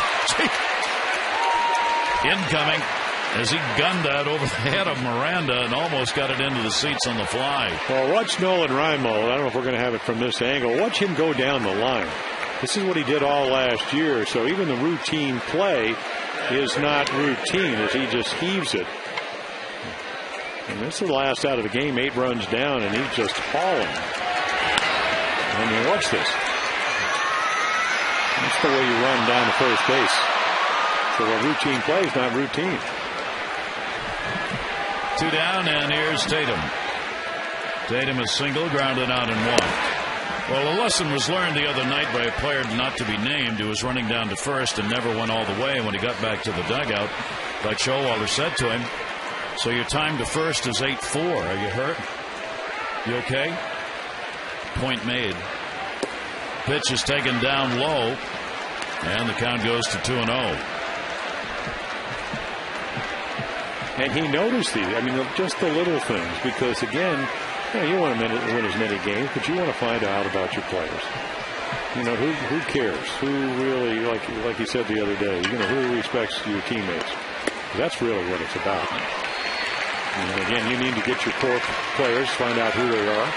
And it's not always about salary, but get your core players, which is what Joe Torre did early on, and let them help lead the parade. 2-ball, 1 strike count on Tatum. Reimold on at first base on the overthrow. Foul back, and the count will go to 2-2. How was that scored? I don't see an error. I know. I was just looking at that myself. Did they give him a hit on that?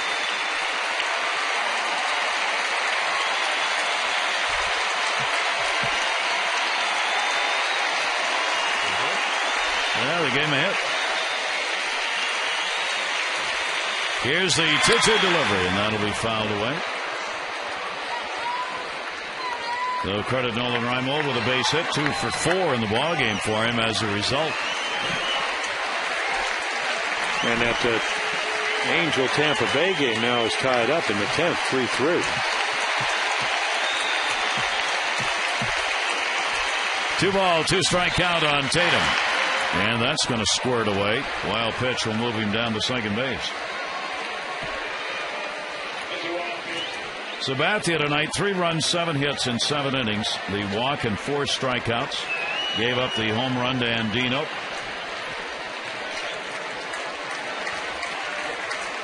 He will await the modest celebration and large number of press corps to visit his locker. Here's the 3-2 in the air to right. Golson over, and this one's in the books. No runs, 1 hit, no errors, and 1 left on. The Yankees come away with an 11-3 win in the ball game and have taken the first 2 of this 3-game set.